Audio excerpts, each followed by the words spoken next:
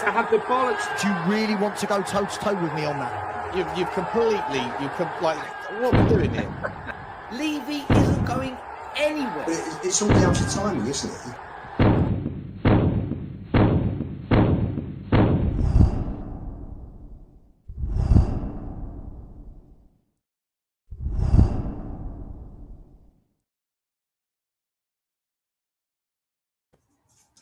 Yes, guys, how you doing? Welcome back to the Spurs Five. It is the Spurs Five. It is the Spurs Five. Stel has had some internet issues, but he's just coming. He's just joining the show right now. Let me bring him in. There he is. All back to good. Stel, I'll handle the intro, mate, and then I'll hand over to you to host the show. We do, of course, also have a magnificent guest that I believe was supposed to be on Monday's show or last Thursday's show, I think it was, and he couldn't make it then. But he's back tonight, so we got all things to talk and chew through. Now, I wasn't here on the Tuesday show, so lots to get through as well. Lots to hear back on everyone's thoughts regarding the Leeds game as well. We got and the guests' views on the Leeds game. Plus, we've got Daniel Levy, my chairman. What is he? A member of the Board of Empires, or whatever it is, something CBE, MBE, I don't know, whatever he is. But he is a lord. He's not lord, but he's going to be a someday Lord Levy. Lord Levy, what's everyone thinking about that? It'll be interesting to find out everyone's take. Plus, of course, we've got a massive game on Tuesday night. Huge game on Tuesday night for the Chelsea, against the Chelsea. And we've got loads of other things to talk about as well in between that. Guys, do you mind if I ask you for some favours before we get going? Smash the granny out of the like button. You know what to do. You know where it is. Drum the thumb, people. Massively necessary. Really helps the channel grow. And just hit it. Just tap it. Give it a rubber dub. We appreciate your support in that regard. Also hit the subscribe button. We're on the march to whatever we're on the march to. Notification button should also be squeezed. And comments should be dropped. We are also available on all of your favourite podcast platforms. We are very much trying to grow the podcast. So find us. Check out Spurs 5. The links will be dropped into, I believe, Stream Elements. If I haven't done it, it will get done. But it should be there to find the podcast links. But if you're on Spotify or Apple Pods or Amazon, just type in Spurs 5. And give us a rating, a follow, and a review. And last but by no means least, guys, OK Jersey. We are 2 weeks from the end of the season.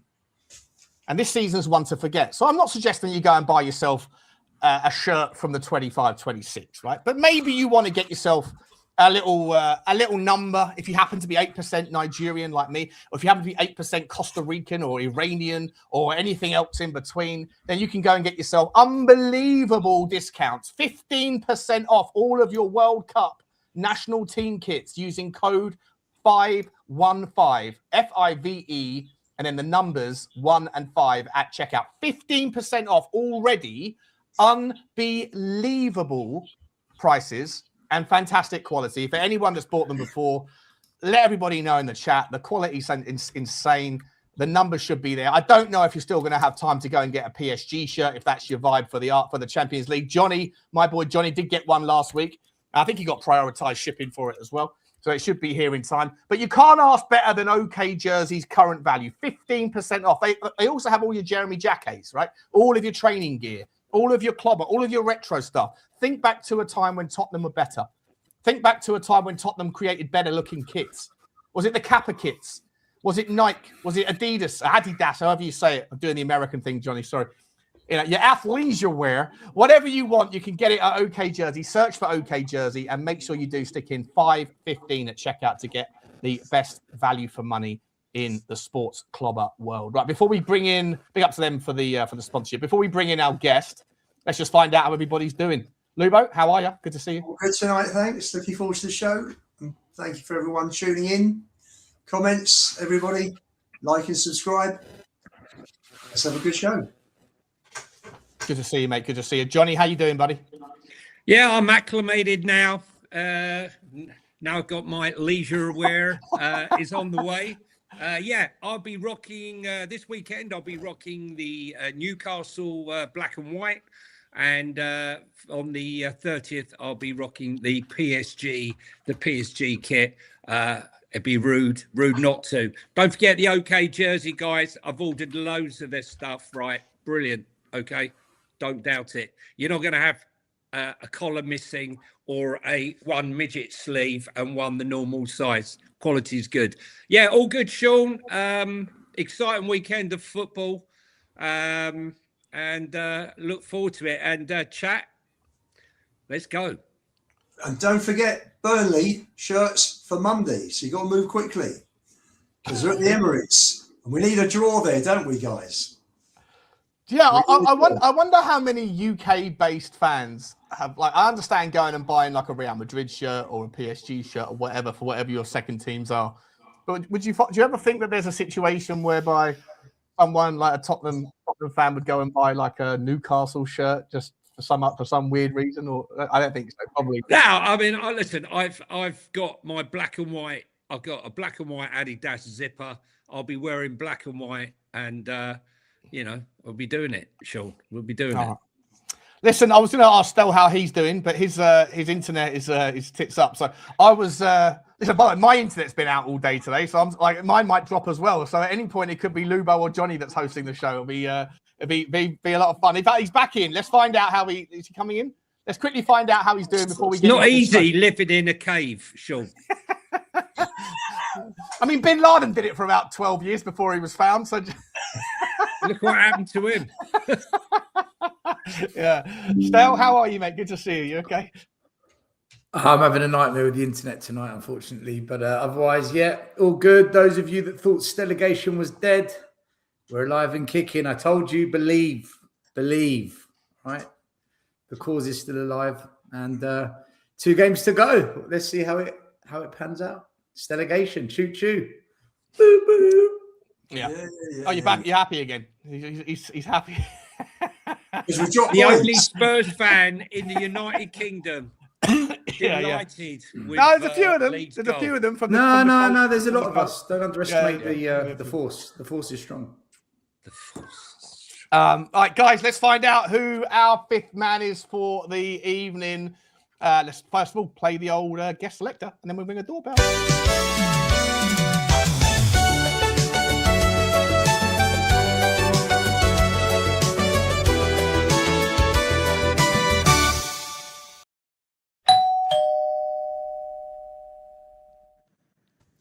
Avon calling.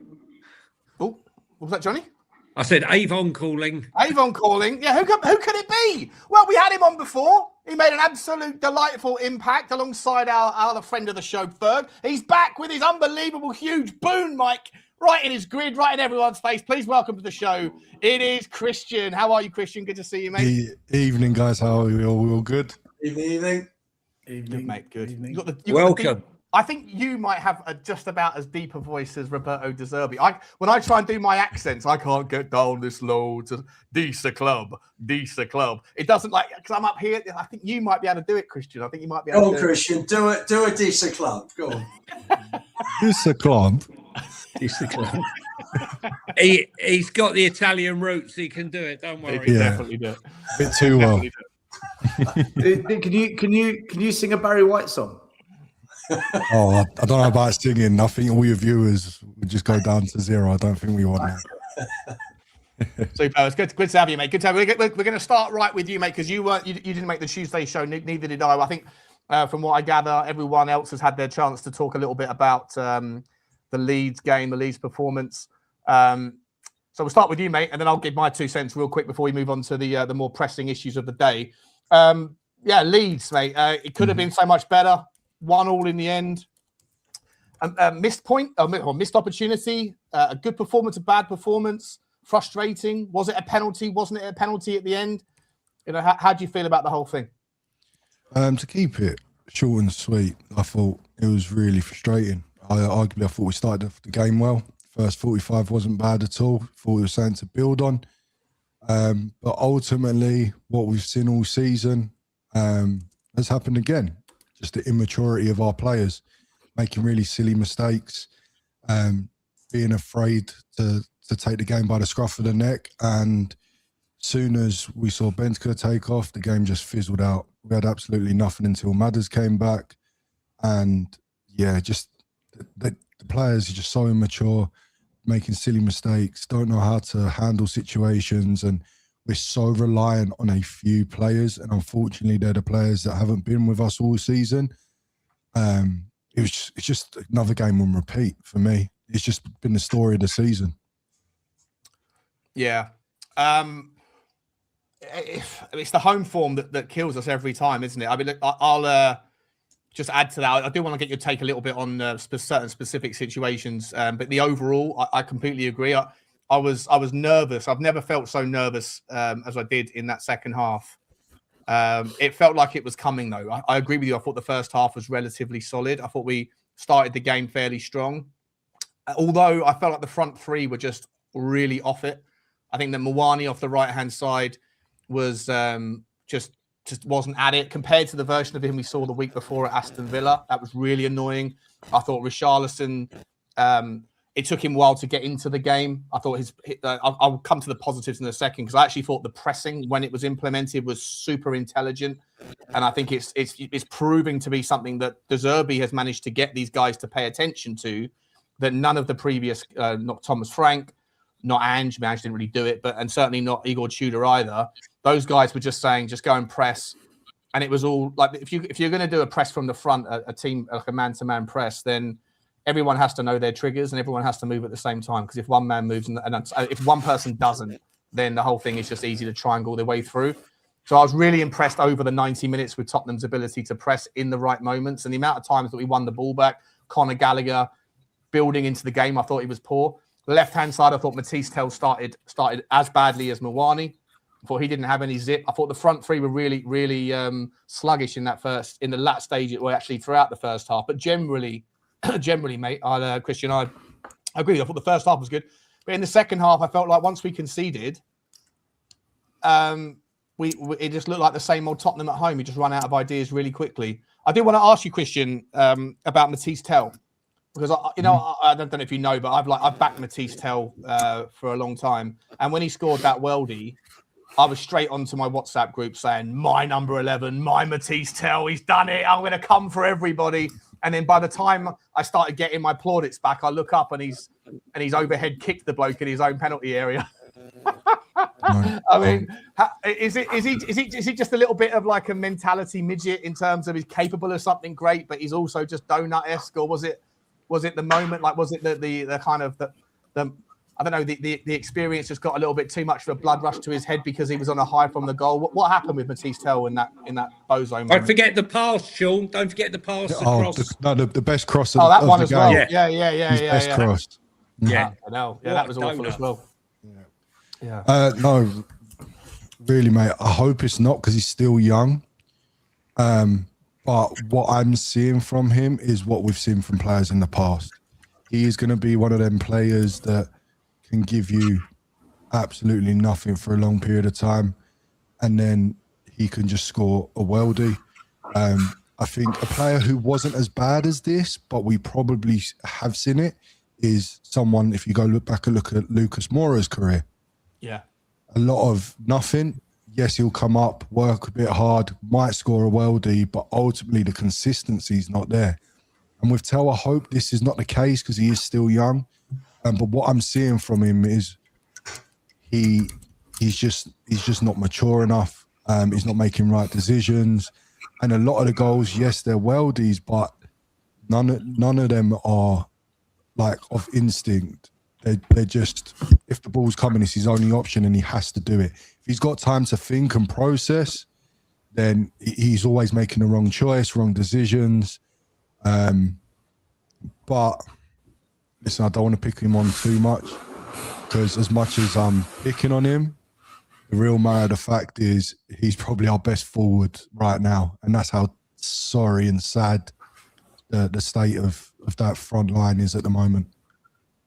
Yeah, let me open this up to the other three. Again, I didn't get a chance to see the Tuesday show, guys. I was otherwise engaged. We'll leave it there. But I got the impression from reading a lot of comments on other shows and things that the fan base went to town on Matisse Tell. They kind of forgot about the goal that he scored and decided to sort of scapegoat him.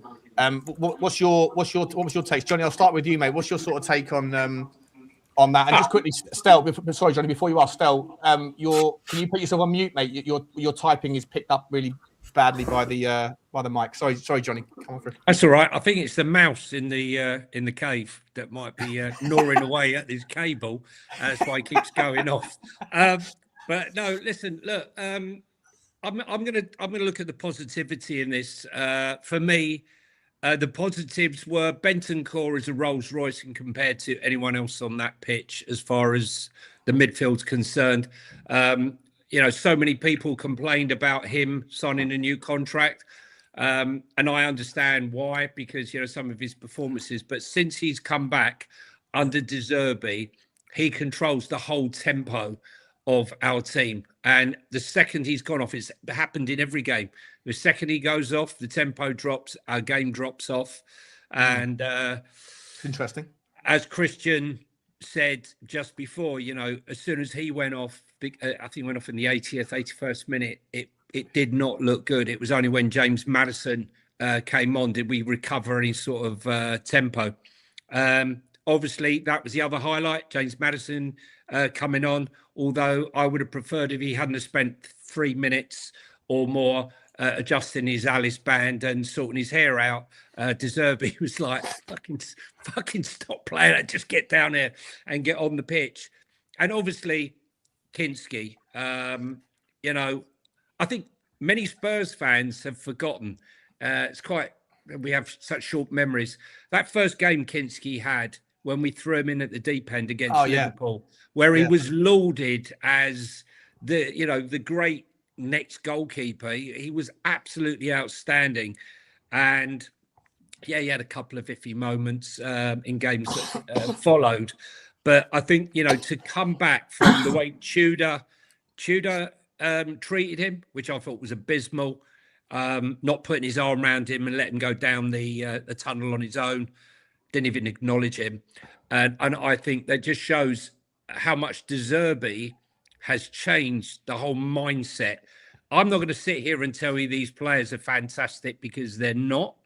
But what you can say is that a top coach who has the mental positivity that De Zerbi has can raise average players' game to the level that we are now. Because let's be honest, without De Zerbi, we'd be down. I reckon it would already be a done deal and still would have got his delegation. But that extra 10% or 20% certain people are getting, I mean, some of them can't raise their game. Mawani's one of them. But I think as much as we are disappointed and frustrated with what happened at Leeds, I think without De Zerbi and Powell, we wouldn't even have seen, some of the resilience and some of the stuff that went on in the first half. So I'll take the positives out of it, although I was absolutely gutted when I walked out the stadium. Let me ask you that as well. Well, actually, I'm not going to jump ahead. Lubo, Matisse Tell, I want to let you have your sound as well. Sorry, I haven't heard your take on it. I'm sure you guys spoke about it ad nauseum on Tuesday. But I'd also like to get your thoughts on Kinski, because, Lubo, I think we had a conversation about it last week, and I made the point, look, obviously, under a De Zerbi system, having Kinski in goal for me is a lot more reassuring with his footwork. But I still think that the jury is out. There's not a big enough sample size on his shot stopping. And I think you sent me a message on Monday night saying, is the jury still out? And, I have to say, again, it's still a relatively small sample size, but he absolutely kept us in that game with 2 world-class saves. The one that got down towards the south stand goal in the first half, I think it was unbelievable. Yeah. And then the one at the end where he tipped it onto the bar. I mean, you can't ask more than that. And even the penalty. I mean, he dived the right way, which is more than Vicario has done in about 15 attempts from penalty. So, mention Kinski in your answer as well. But Tell as well, buddy. What's your thoughts? Well, let's start with Tell. Very frustrating. You look at the last 3 games. He's won the corner that ended up with a ball in the back of the Wolves net. He's put the ball on Richie's head for what turned out to be the winning goal at Villa. And he scored a cracking goal the other night. So, in terms of input, he's by far and away the best forward. And in terms of making an impact, in terms of winning points, For me, he's a big part of it. Bentancur, yes, controls the game. It's funny actually. Bentancur went off after 81 minutes. And Maddison came on 85, but it seemed a lot longer, didn't it, in between the two substitutions? The drop-off was shocking, Lubo. Really I mean, it seemed like 10, 15 minutes. It was only Where 5 did minutes. they get 13 minutes of injury time from? I don't know. they borrowed it, mate. I don't know. But you look at for me, coming on to Kinski, if we think Tell's had an impact, what sort of impact has Kinski had? You think Tell's won us the points, and Kinski's made sure that the points didn't get lost. Didn't go astray. For me, Wolves and on Monday nights, that's 3 points. We're a point behind West Ham going into the Chelsea game, but for Kinski's saves. So between Kinski and Tell and Bentancur pulling the strings, those three for me have been by far the most impactful, the most influential players in De Zerbi's team. Yeah. So for me, I don't disagree. They're the three standouts. Very frustrating. The game should have been dead and buried before Tell had his aberration and kicked the geezer in the head.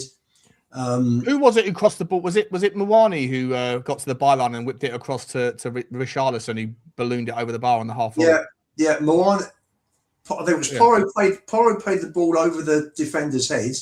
Defender slipped. Mwani got round him, got to the byline, knocked it back, and Richie put it into God knows. I don't know. I mean, he did hammer it quite hard, but this is a Brazilian number 9, right? So he should be able to.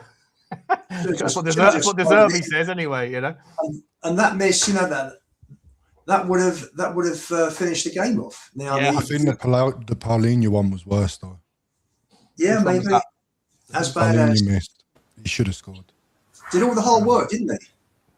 Got there, got through the tackles, and just blazed it over the bar. Oh yeah, I remember that one. Yeah. We had enough chances. Stel, sorry mate. Welcome back in. Same questions. Matisse Tell, you never changed your mind on him. Were you focusing more on his, the bad side, or is it to take the bitter with the better with him, that he is someone that can create some magic? Do you subscribe to the other guy's thoughts that he's one of our better players at the moment? Or are you just reminding me? Go on. I'll let you go. I feel like a sales pitch.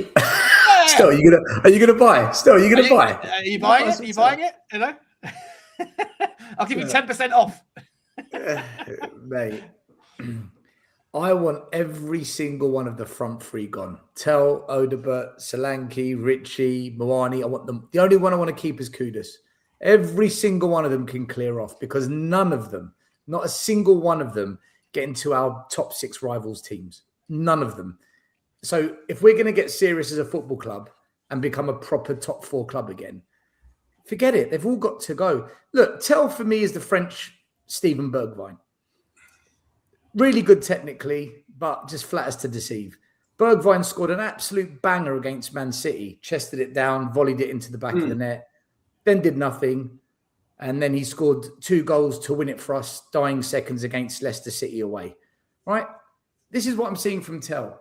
And I just feel that if we're going to go forward as a club, if we really want to be that team that Poch had, if that's kind of the benchmark. He scored more goals than Kudus, though, just quickly. Kudus has been out for most of the season, to be fair to him. More goals than Solanke. Solanke, I said, has to go. Solanke has to go. So wanky. If we want to be that Poch type team again, we've got to get real. Because what I'm seeing right now is a group of players that have proven they're not all shit, they're not all crap, like everyone said, they're the problem. They weren't. We've got a team that is now playing, that is competing in every game, that looks like they can win in every game they're playing in. But the problem we've got is the entire front three is absolute dog shit. And that's what's killing us right now. It's the front three that's killing us. Everything else behind it is doing well enough to stay up and is doing well enough to actually move up the table. It is. The problem is we don't have killers up front. Yeah. On the left, on the right, on the middle. So Is James Maddison coming back, Stel? Is that a It's a massive bonus. massive bonus? Yeah. Watching Maddison for 15 minutes, he's already won Player of the Season. Right? Maddison is Player of the Season. I'd vote for him straight away because he's done more than I've seen anyone else bloody do. Was it a penalty? So, in my opinion, it wasn't. No. Anyone else? Anyone got a different take on it? It's going to divide fans. I don't think it's not for you, Christian. No. No, I think it's one of those that if it was against us, we'd be arguing it's not, but for us, it is. For me, it's not enough to bring a man down, even if there is contact. And also, I think Maddison is looking for it. I think Maddison's almost on the way down. Yeah, but since when does looking for it mean that it's not a pen? Like, you're going to give the ref a decision to make. And unfortunately, if you're going down, the refs are 90% of the time going to go against you. I think we complain about VAR, we complain about it killing the game. That's one of those. If they spent ages looking at it and it was against us, we'd be saying, why are you looking at it with a fine cone? It's the position we're in, and the fact that we can't win games is why we're crying so much. Let's be honest with ourselves. At the end of the day, we have been so bad that we're trying to pinpoint and find almost excuses. And at the moment, yes, the refs are not helping us and we're not getting penalties, but let's look into it deeper. We are not getting in the box. We're not creating anything decent. We're not forcing teams to make rash decisions. And that's why we haven't got penalties. That front three, I'm surprised teams don't even just say shoot the ball. They just back off them because they know they can't even hit the target. Let's be honest. That's the state of it all. And I'm not going to go on the ref for that. Can I just say? Tony, just one thing on Christian said. As soon as Porro played that brilliant ball through to Richie and we split the defence open, all I thought in my head, and I said it on Monday's show, is if Harry Kane was on the end of that, there's only one outcome. That type of pass, that kind of angle, that one-on-one, you know what's going to happen. But when how many Richie, Harry Kanes are there? How many Harry Kanes are there? Of course, Johnny. Right, but so the point using is, Harry Kane as an example, it's like we all know. The example that no. The example I'm giving is, if you're going to let a Harry Kane leave your club, you don't replace him with a Richarlison. The drop-off was so massive. How can you do that? And we didn't did the they same replace him with Solanke? Johnny, he's had one good season in all his career. Well, no, I hate Solanke. They're all good, but all I'm saying. What I'm saying is, if you're going to get rid of the best striker in the world or the second best striker in the world, at least bring in someone that gets you 20 goals a season. At least they're hard to find, right? Yeah, but they're hard to find, right? We were given £100 million for Harry Kane, Johnny. We were given £100 million. Listen, I'm in total agreement with you. The board are absolute toilet. But I'm saying is, using the example, we all know, give Harry Kane that chance. But we've seen, even with Igor Thiago, he scored 22 goals or whatever this season. But even for Brentford this season, he's been put through on goal and absolutely fluffed his lines on numerous occasions, even though he scored 22 goals this season. But you're right, Harry Kane would have absolutely buried it. To just going on about what Christian was saying before, about the referees. Listen, this referee on Sunday there was, on Monday, should I say, was awful. And I'm not saying he's about the penalties and what have you, but he looked like a rabbit caught in the headlights. Even when Tell had kicked him in the head, he didn't even think that he should stop the game. The game continued. But there could have been a case, it definitely could have been a case of the referee giving a penalty based on what he saw and where he was in the position, which then they would have been, it would have gone to VAR and overruled it.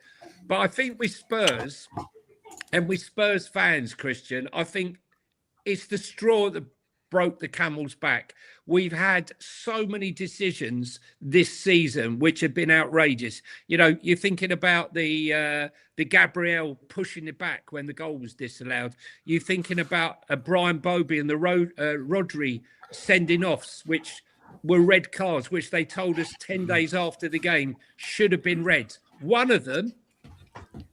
referee 2 red cards. He's been reprimanded. Both of them should have been red cards. Neither time did the one referee give him. So I think what's happened is we've had so much shit over the course of the season, and even taking off my Spurs bias hat on, I think the referee in general in the league's been shocking, but for Spurs this season, it's been absolutely shambolic. And I think that decision with James Maddison, had the rest of the season been evened out, I don't think we would have even been having this conversation, because I don't think one was a penalty and I think the other one was a cast iron penalty.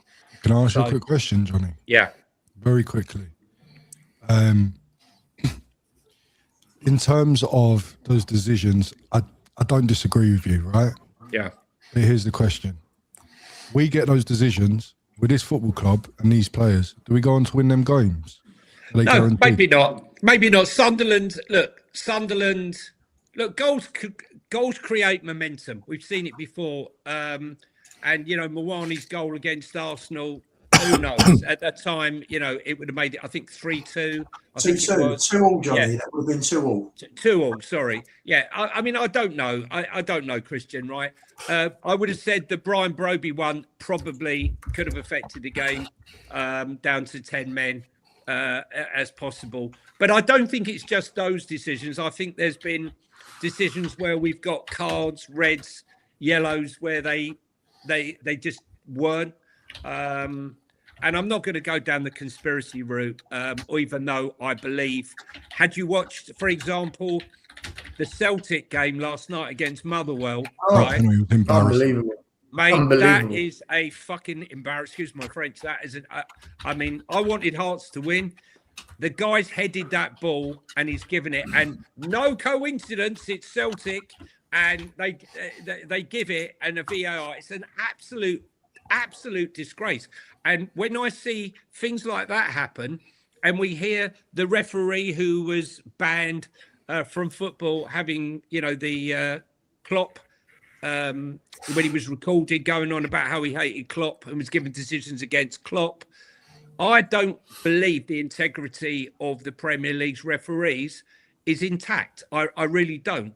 And no one will convince me otherwise. And when I see incidences like that, and some of the shenanigans that was going on with the Arsenal-West Ham game and many other incidents throughout the season with Man City and other teams, I think that the refereeing and VAR has a long way to go to stop fans and neutral fans believing that the powers that be want certain results. I think the thing there, Johnny, for me, it's about VAR. The referee gets a split seconds, mate, to weigh something up. Become lazy though, Lubo. They make a decision. Lazy. That's right. And what they do is they leave it to VAR. And there's no point having a referee in Stockley Park making subjective decisions. You keep it with the referee on the pitch making subjective decisions. Offside, that's fine. That's one thing. That's a definite position. He's either on or he's off. Goal line technology is the same thing. But for me, referees have got lazy. Yeah, and this argument that Tottenham, are where we are or are where we are at because of our own flaws, and nothing to do with referees. I'm not sure I subscribe to that, because I feel like in games that were very, very close to going a different direction, we've been punished for massively inconsistent outcomes in big moments in big games. West Ham, Liverpool, Arsenal, Mawani. Push those five shoves, those five penalties that could or couldn't have been, or should or shouldn't, the goal. Yeah, I think that those things, those games were decided by one goal, or if they weren't, then the game was in flux by one goal at the time. And I think that, but that's not Fulham as well. That's not where it went wrong for me. I used to say to I'm not saying the referees are the reason why I'm just saying that to say that it's nothing to do with them and that's just an irrelevant kind of additional factor. I'm not sure I agree with that personally. I lean more with Christian on this one. I used to say to my players when they were moaning about the ref, I used to say to them, stop moaning about the ref. The ref's not going to change. Take it out of the ref's hand and finish your chances. Stop misplacing your passes. Stop making silly decisions. We got battered by Forest 3-0 home and away. We lost to Fulham 2-1, home and away. We couldn't beat a shit Wolves at home. If you look at this season as a whole, we have been rubbish. That's why this is happening. And I do agree with Christian that because we're in this mess, these bad decisions are even worse than they're even worse now. And you can tolerate bad decisions throughout a season if you're having a half decent season. But because the season's been so bad, we need to channel anger somewhere. And I think VAR and refs is a real easy one to go at. I don't disagree with you. I just think two things can be true at the same time. We are where we are because of our own poor performances. And 100%. You don't allow these things. See, I said before the game against Leeds, I said I'm worried that the week before, I said it on this show, I said I'm worried that the Aston Villa, that the zeitgeist around the Aston Villa result was, Villa gifted us 3 points. And that's unfair, and Villa should be investigating, and Tottenham are staying up, and West Ham are going down because of it. And then a week later, West Ham get robbed by that goal that was over the line that shouldn't have been or should have been, all that stuff, right? And then that was also hang on, just let me just finish my point quickly. And that was then used as another way of going, West Ham are getting sent down because of inconsistencies, despite the fact that everybody had forgot that the week earlier West Ham's player had handled the ball in the area. All those things are forgotten about, right? And I said you can't allow the game against Leeds to be in a situation where we're going to rely on the correct or incorrect decision of a VAR call to get us in or out of trouble. You need to be 2-3-0 up so that any of that shit can't happen. So I agree with you, Stelwyn, that you have to take it out of the referee's hands. However, that doesn't mean that we haven't been on the wrong side of incredibly inconsistent decisions and flat out wrong decisions in key moments in key games this season. And the teams around us have also been the beneficiaries of those 50-50s that we haven't been, that gets overlooked in the process of this. Right. Let me ask you this real quick. I don't think it's Tottenham being on the wrong side. What I think it is, and when we realise quicker, is the inconsistency of the refs being able to translate what the law actually is. The issue is that the laws are wrong. The way that every ref can interpret them different, rather than this is against Tottenham Hotspur. And it's because of that stuff like in the box, pushing, holding on, jumping. You see some refs give it, some don't. And it's all because the laws are not black and white. And there shouldn't be this difference. We see the difference from Premier League to La Liga to Champions League. It's so subjective. And that's get rid of VAR then, Christian, right? Because it has to be a subjective game though, because it's a contact sport. It's not like cricket. It's not like tennis where you've got the camera technology that can determine if there's a little flick and it's yes or no. Was there a snick on the bat? Yes, there was. He's out. Or with the serve in a tennis game, get that Hawkeye, zoom it into 1/1000th of an inch, did a tiny little section of the fluff, touch a line. If it is, it was in. Like those things are black and white, yes or no decisions. But football is a physical game. So why do we compare it to tennis? Why don't we compare it to another contact sport? If you go to TMO and rugby, they don't have these issues. They don't, and they call it as it is, and there's no arguing. There's none of this between the rugby fans. Well, is there? What's the? But I mean, that's a good point. We don't have diving though, do they? In rugby, there's less involvement in the VAR, right? It comes down to, like, generally speaking, was there a punch thrown? Like, because it's known to be a physical. No, but even with tries, when they're looking to see if the ball's actually touched down or if someone's held it up, they have to zoom in into bundles of people. Sure. So sure. And they get to the bottom of it, right? It's like. Guys, with it, right? It's just the laws that got to change. It's not Tottenham, honestly. But the penalty, just quick, real quick, still, just to finish the point. The penalty shout from Maddison wasn't clear and conclusive either way. Like they've shown that from every angle, and they've slowed it down to, like, I've seen it on Twitter, to like 1 frame per microsecond or whatever, and it's still not clear to me who it was that redirected the ball. Was it Maddison's foot or was it the other player's foot? I still can't tell. Sean, I get this. Is it a lack of camera angles? I don't know. I get this is an important conversation, right? And it is. It has to be had. But for me, the way I look at it is this. In the last 8 weeks, we've played all the relegation teams around us at home. Palace, Forest, Leeds, we lost all of the games. We didn't, except for Leeds. We didn't play well in any of those games against the teams. Had we have just won 2, we're out of this mess. So I get the conversation about the refs and VR. I totally understand it. But we had the luxury of playing all our relegation rivals at our ground, and we were dog shit. I must tell you, still, And Dan Crystal said- Palace. Sorry, and Crystal Palace. They were still, when we played Palace, they were still in a relegation fight. and We did lost have a player 3-1. sent off early doors, though, right? Johnny, sure. But the point is, we still played badly. Still, the last two home games, Dan So doesn't kick into Rosehead, and Tell doesn't go for the high ball with his head.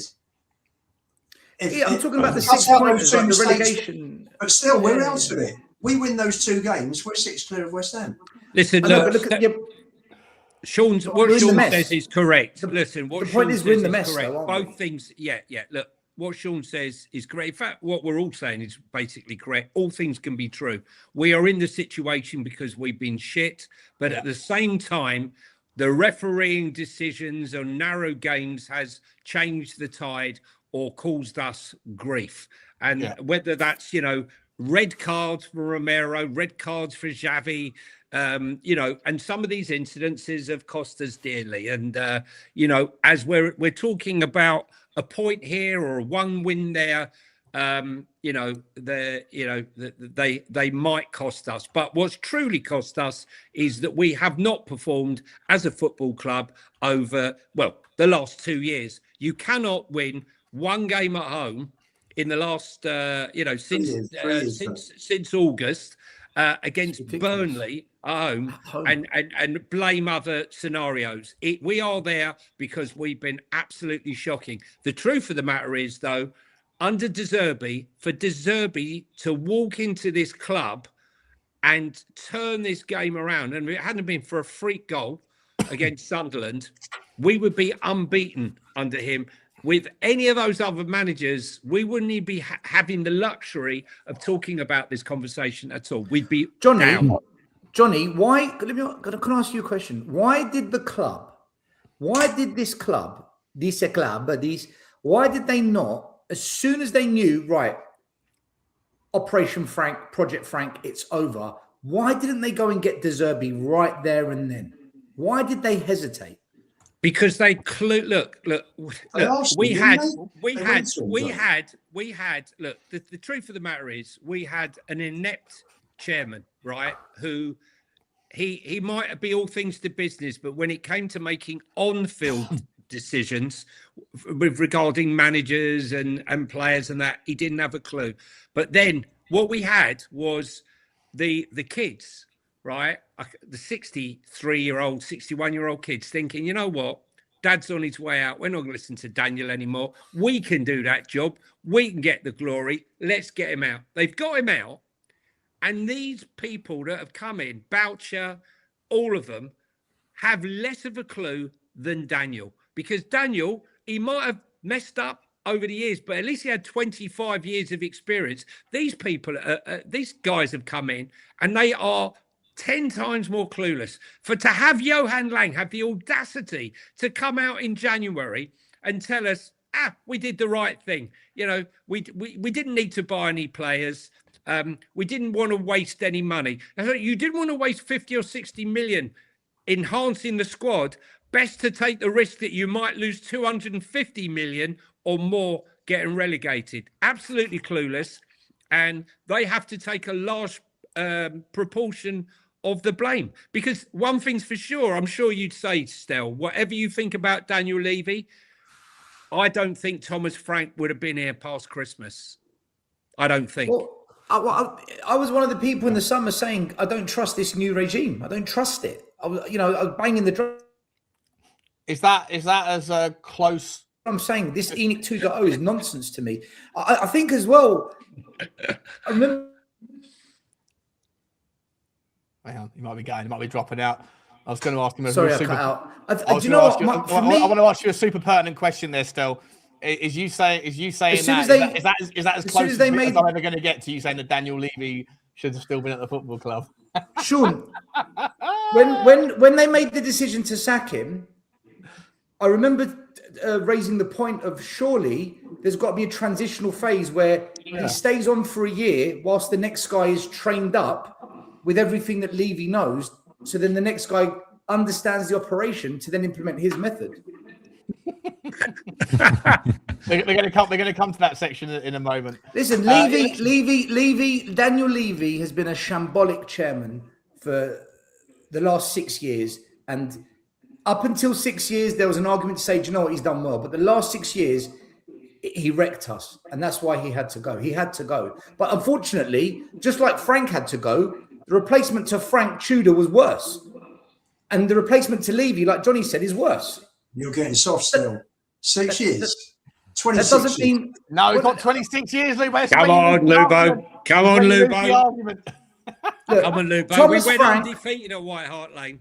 Thomas Frank had to go. Thomas Frank should have gone way before his time. But then the person we replaced Frank with was a disaster. Levy should have gone way before. Okay, eventually he went. But the choice of replacement was an absolute joke. But here's the pattern, all right? So the pattern for me is I was asking for Levy out and Enoch out for years, right? So I'm not going to sit here and say Levy would have done this. Better the devil you know than you don't. I don't want him anywhere near the club. Never have, never will do. But what it is for me is it shows that there was people above him that were calling the shots. And we're still seeing that.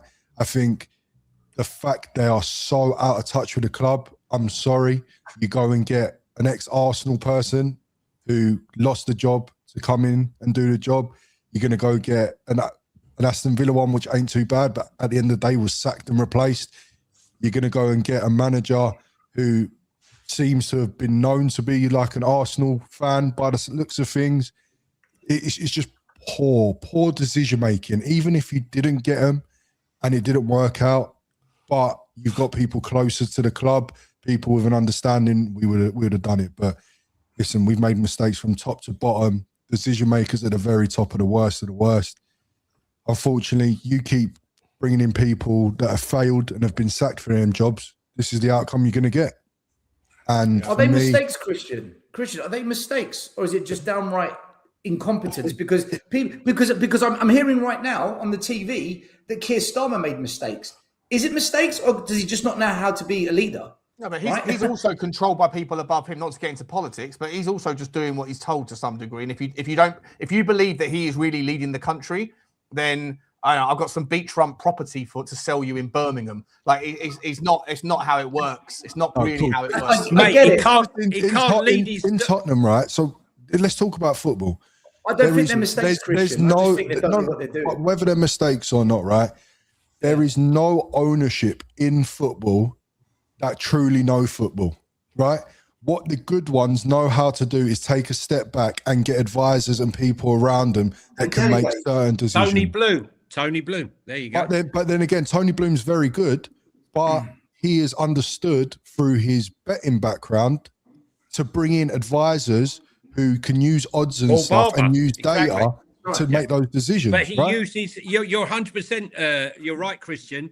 I mean, what? Because I know the guy out in Belgium. What he's done at Union is exactly what he's done at Brighton.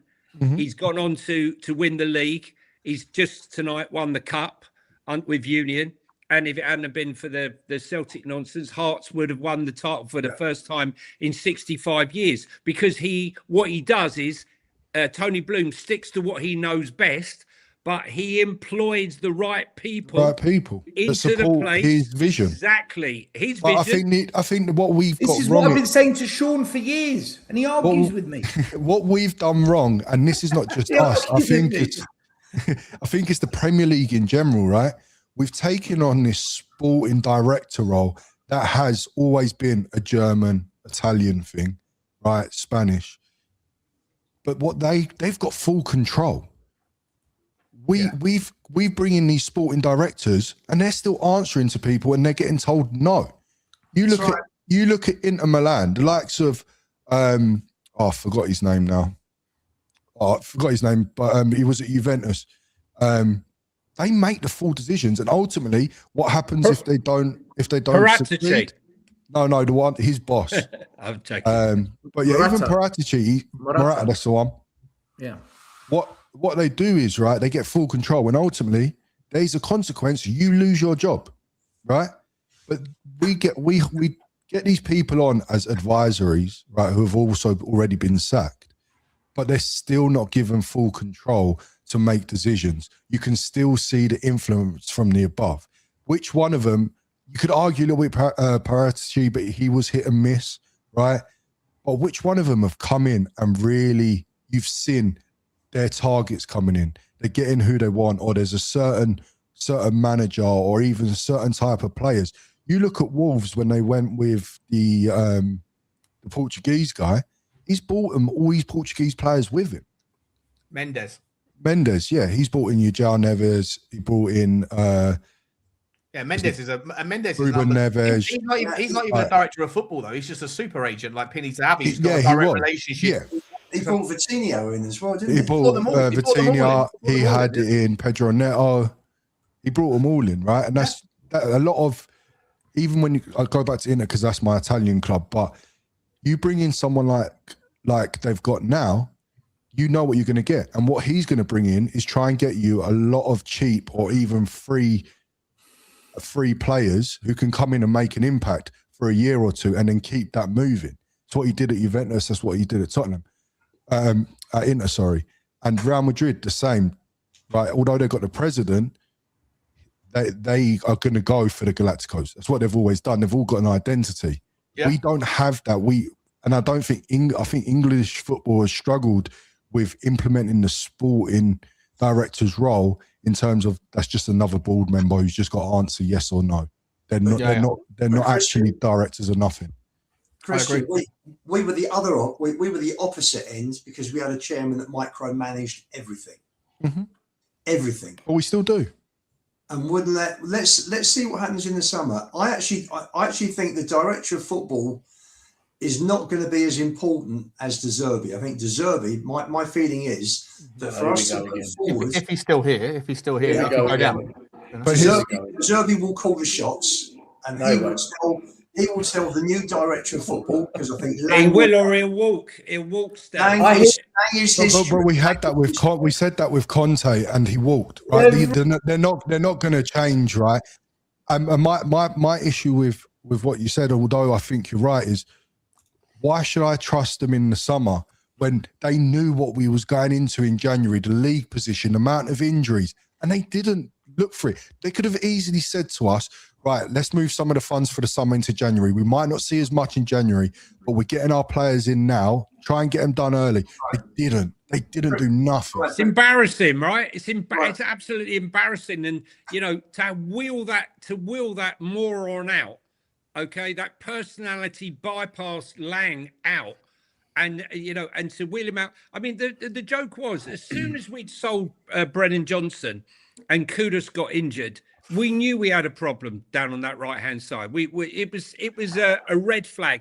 And when you watch someone like West Ham, who were dead and buried, go out and sign Tati and a few others, Castellanos and the likes, right? They did something about it. They realised it's now or never. But to will that moron out, to deliver that speech, that uninspiring speech that, oh no, they're saving that we didn't see there was any need to. You've gambled the entire future of this club. You put it all on red, and it looks like it could come up black. It's embarrassing. It really is. Yeah. Johnny, we didn't even know who the hell this Nick Belcher was until Frank got fired, and Vinay got overruled. It wasn't until Lange and Vinay became lame ducks that we found out that Nick Belcher was even someone at the club that has any power. Yeah. You're right. Yeah. Tell me, who's the next Nepo baby out of the Levy trust that we don't know about? Is it the great grandson who's 8 years old? Who's going to be doing something like Game of Thrones shit? Will be the next king, But can I ask you a question? When I look at West Ham on that left-hand side, and I look at someone like Diouf, right? He's an absolute animal, a beast, But West Ham can pick up these players and scout these players. At the start of the season, that GF, I was like, do you know what?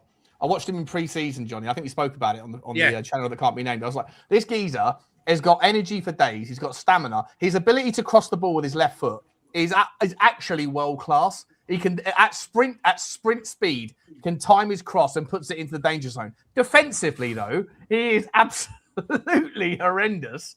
But over the course of the season, his ability to cross the ball is still as good, but he's actually improved defensively. I actually rate Geoff. I think he'll get a big move if West Ham go down. Really good player. Yeah. If he goes down, I'd probably take him at Tottenham, to be honest. I'd take him 100%. I'd take him. He's turning into a proper monster. Yeah. Yeah. Big physical guy. Listen, guys, we've got to move on. We're in an hour in almost, and there's lots of things to talk about. Next on our list, before we do that, guys, please do. There's 700 people here, give or take. Little admin break for a second. Do smash the like button. Do hit the subscribe if you haven't already. Notification button should be squeezed. Comments should be dropped, and be nice and fresh. Christian, if you want to drop into the private chat, mate, your channel name, mate, I'll publish that for everyone to get over to subscribe to. And don't forget, guys, OK Jersey, right? Code 5 FIVE15. Do go and get yourself, if you have any kind of lingering, DNA in there, or go and get an England shirt if that's where you're from, or an Australian one if that's where you're from, or an American one, whatever. But make sure you do get over and get the World Cup stuff. It's all starting soon.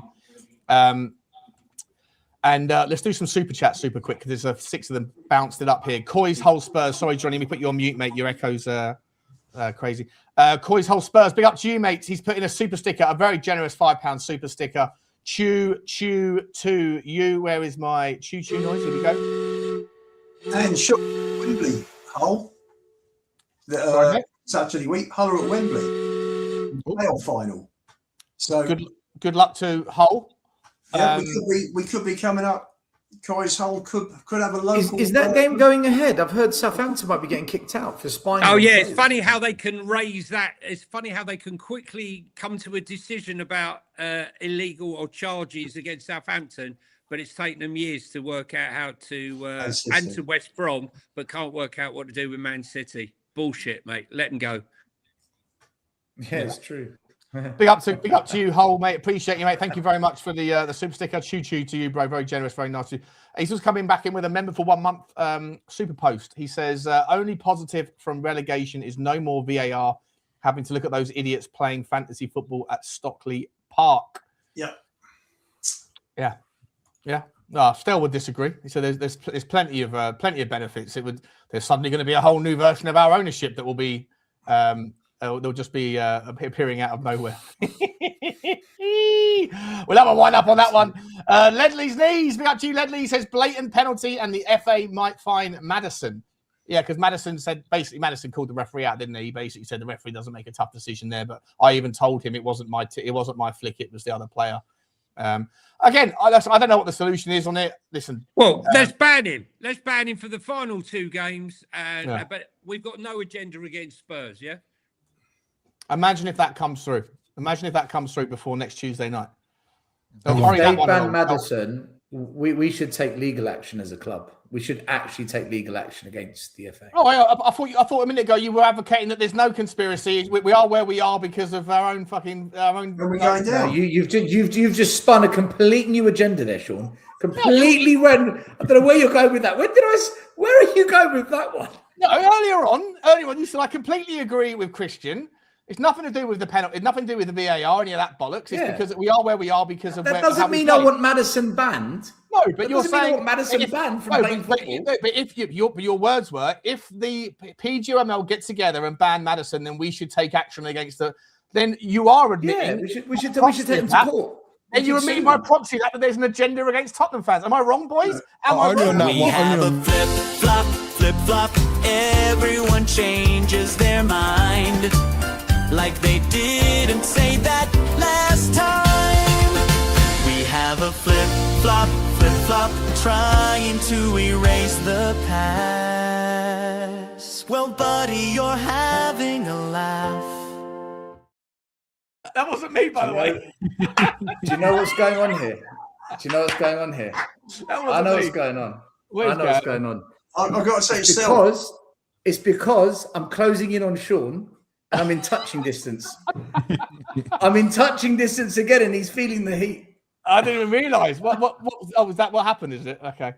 Oh yeah. I'm starting to worry about you because a Madison ban would help with delegation, help the chances of delegation. You mentioned 6 years for Levy when it was 26. I think you're going soft tonight. Are you okay?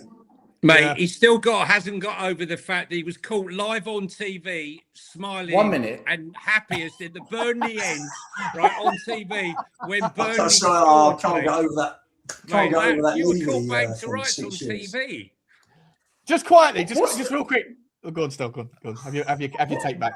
What is the surprise? If I want delegation, why are you not surprised? I don't understand. How is this Grinning like a Cheshire cat? He was grinning like a Cheshire cat, and that's. And as for you, Lubo, you're the last one allowed to talk about flip flopping and changing your mind.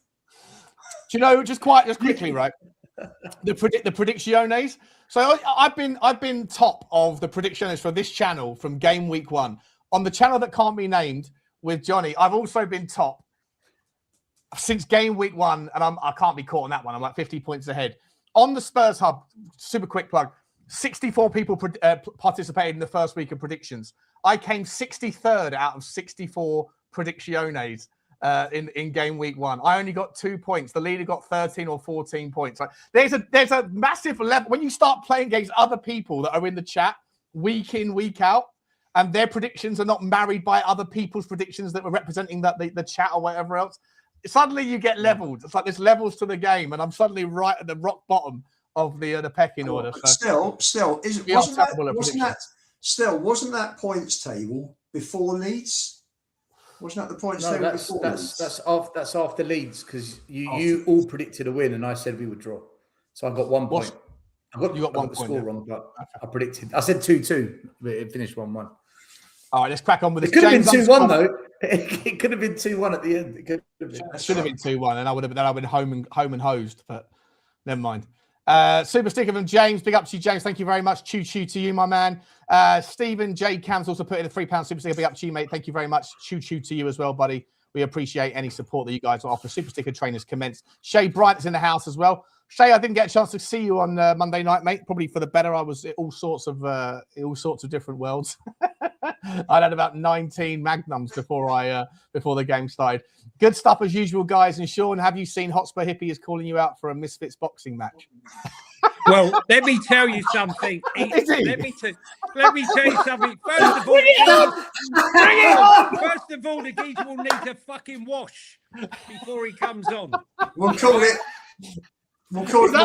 Hilarious. We'll call it the YouTube Ashes. Yeah. Has this become Hippie versus Spurs 5, not just Johnny anymore? No, he goes after most of it. I think Lubo's always escaped his anguish, but Lubo escapes everyone. We've all been. Where would the fight be? Would it be Las Vegas? Would it be Wembley Arena? Spurs Stadium. My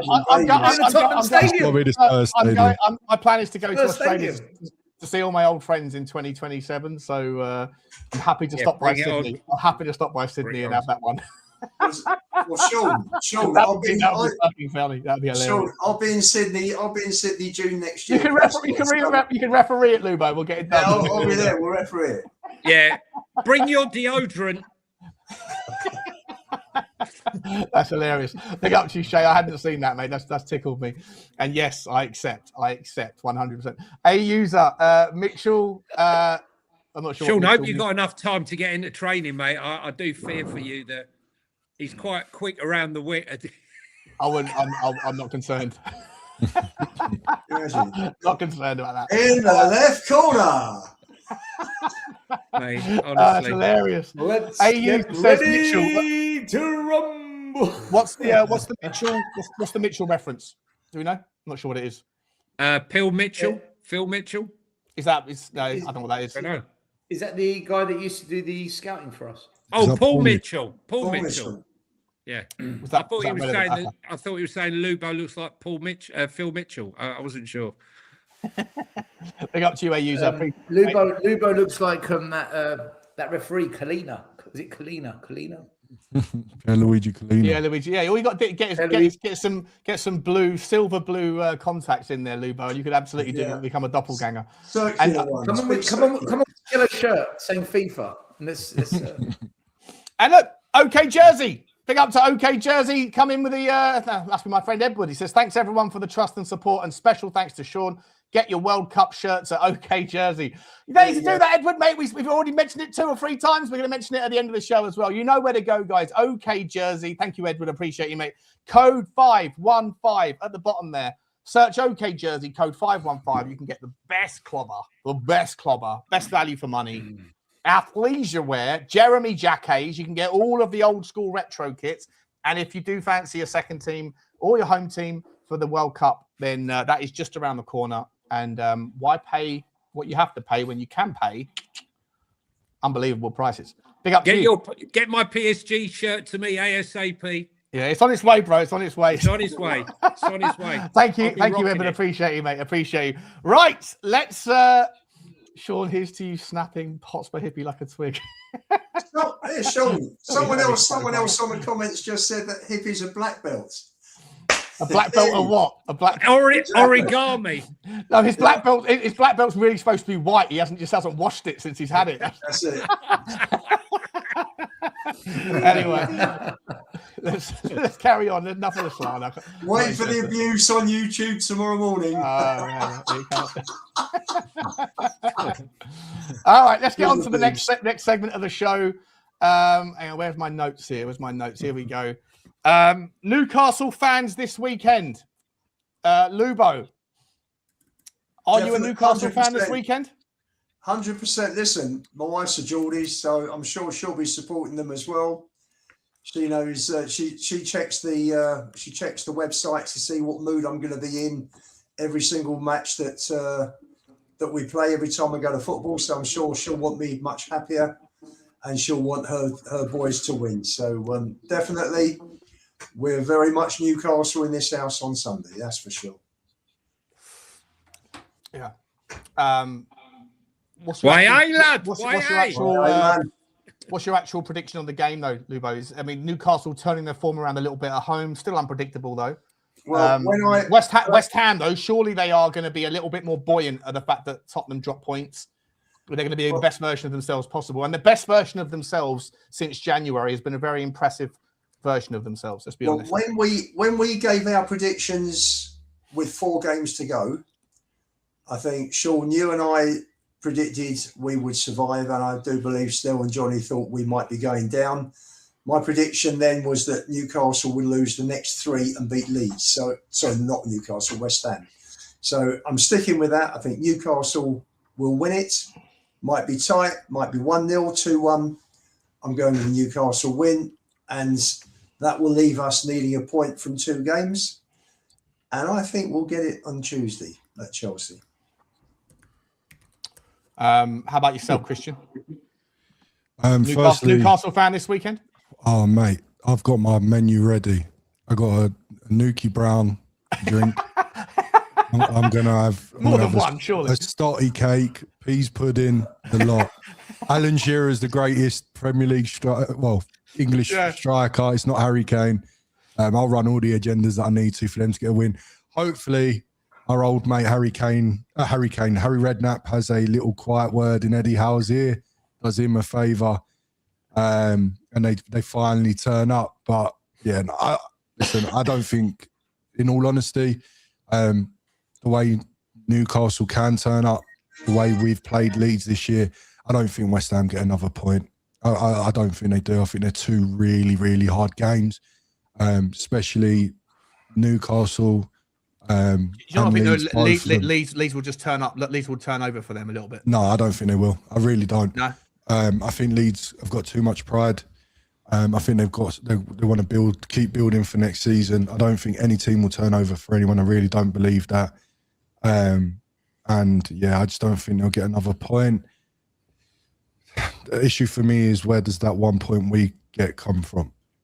Stamford Bridge. Well, we'll save the Chelsea. We'll save the Chelsea chat for the end. I don't want to get ahead of ourselves there. Definitely Newcastle fan. Yeah, Johnny, yourself, mate. Fogging and tying, you're mine, you're mine. Fogging and tying, you're mine. Yeah. Listen, I'm all in. I'm all in. I've got my. I don't drink Newcastle brown ale, but I will be. I'll maybe watch a couple of Newcastle games, highlights. Maybe get into some Alan Shearer goals. Listen, what's worrying me, Anthony Gordon is persona non gratis at the moment, looking like he could well sign for Bayern Munich if they pay the 75 mil. Even when they needed to beat Forest, he didn't even come on for a minute. So he's not going to be playing. The only one that's really turning up in the middle of the park at the moment is Gumaresh. Even Tonali's sort of in and out. But hopefully, as this is the final game at home of the season, I'm hoping that the Geordies turn up. But make no bones about it, they will be so committed to that game, West Ham. They'll be laying everything on the line. So, and they were more than worthy of a point against Arsenal. 100%. And I personally think if West Ham win that game, we are in serious trouble. I really do believe it, because the final game that we've got against Everton with David Moyes and his connections with West Ham, I think it's all about Newcastle doing us a favour. I really do. Win the game, and I think we're up. That's how I feel. Johnny, you know West Ham has sacked David Moyes not once but twice. I know, but he's still got. I hear what you're saying, but he's been there a long time. You know, the strike force is what worries me. Walter Made, who's looking to leave. You know, they don't know whether he's a 10 or if he's a striker. Visser is neither here nor there. You know, he's been absolutely. I mean, I know we got injured at the beginning of the season, but he's really been a disappointment. Our best hope, as I said, is probably Gumaresh, Linton, and Harvey Barnes to maybe bang one in. But I'm going to go for a Newcastle win somehow. Well, pray for one. I feel like their point against in the last weekend still puts them. Let me share that on the screen. I was hoping that maybe if they got those extra 2 points, I forget who they played. I can't remember who it was now. And they drew against, but they Forest. Was it Forest? Right, it was Forest, wasn't it? They'd be on 48 points, and they'd be in 11th spot, where Fulham currently sit with 6 points still to play for. They could have made an argument for maybe a Conference League spot. The fact they only got a point kind of puts them into irrelevant territory again. I'd also want to ask you, is there any argument to suggest? I met a few Leeds fans in a pub before the Monday night game, and I said to them, would you rather, are you happy for Leeds to, do you care about today? They were like, absolutely. I was like, well, what specifically? They said, we want to send Tottenham down. I said, why? Why do you hate us? It's nothing to do with hating you. It's just that we see Tottenham as a bigger threat for our progress than we do West Ham. So I think you can make the same argument for Newcastle, couldn't you, Stel? That Newcastle might look at it and think West Ham are less of an issue for us in our pursuit next season than Tottenham, a resurgent Tottenham would be. Therefore, maybe in the back of their mind, they're not that bothered. I'm West Ham forever blowing bubbles. But no, I'm joking. Before the chat loses its mind. That's going to be clipped at 1 hour 13 minutes. Clip it. Play it at your bus parade before the Everton game. Okay. I don't think it matters what fans think, because at the end of the day, it's the players on the pitch that have to play the game. And I think there's no professional football player that goes on the pitch not trying to win a game of football, right? So I think every team's going to try. Will they throw their bodies on the line for absolutely everything? No. West Ham will, because they're fighting for their lives. Tottenham will, because we're fighting for our lives. Chelsea will, because they hate us. The club, the players, the fans, the whole club hates us. I don't know if Leeds are going to throw their bodies on the line against West Ham, but they're going to try to win it. They're not just going to turn up there and bend over. And I don't think Newcastle are just going to say, do you know what? Let's not play that well. Newcastle are going to try and win their game of football. I don't know what's going to happen at St James's Park. I have no idea. His job's on the line. Do you not think he's... there is a potential... Not just that, though, Johnny, is you've got the Eddie like you rightfully say, the Eddie Howe one. But I think one thing they have got to fight for is surely they want to finish above the Mackhams. They got to finish above Sunderland. And they're 2 points behind. That's 2 all. points behind. That's a good point. That's a really good point. That, surely. That's a really good point, Christian. Yeah. What is a bigger motivator, to finish above Sunderland or to survive in the Premier League? I think surviving the Premier League is a bigger motivator. So for me, I'll say this: there's no way I can predict what's going to happen in that game. If I was to put money on it, I'd say Newcastle win it because they're at home. But I think whatever happens after the next set of games,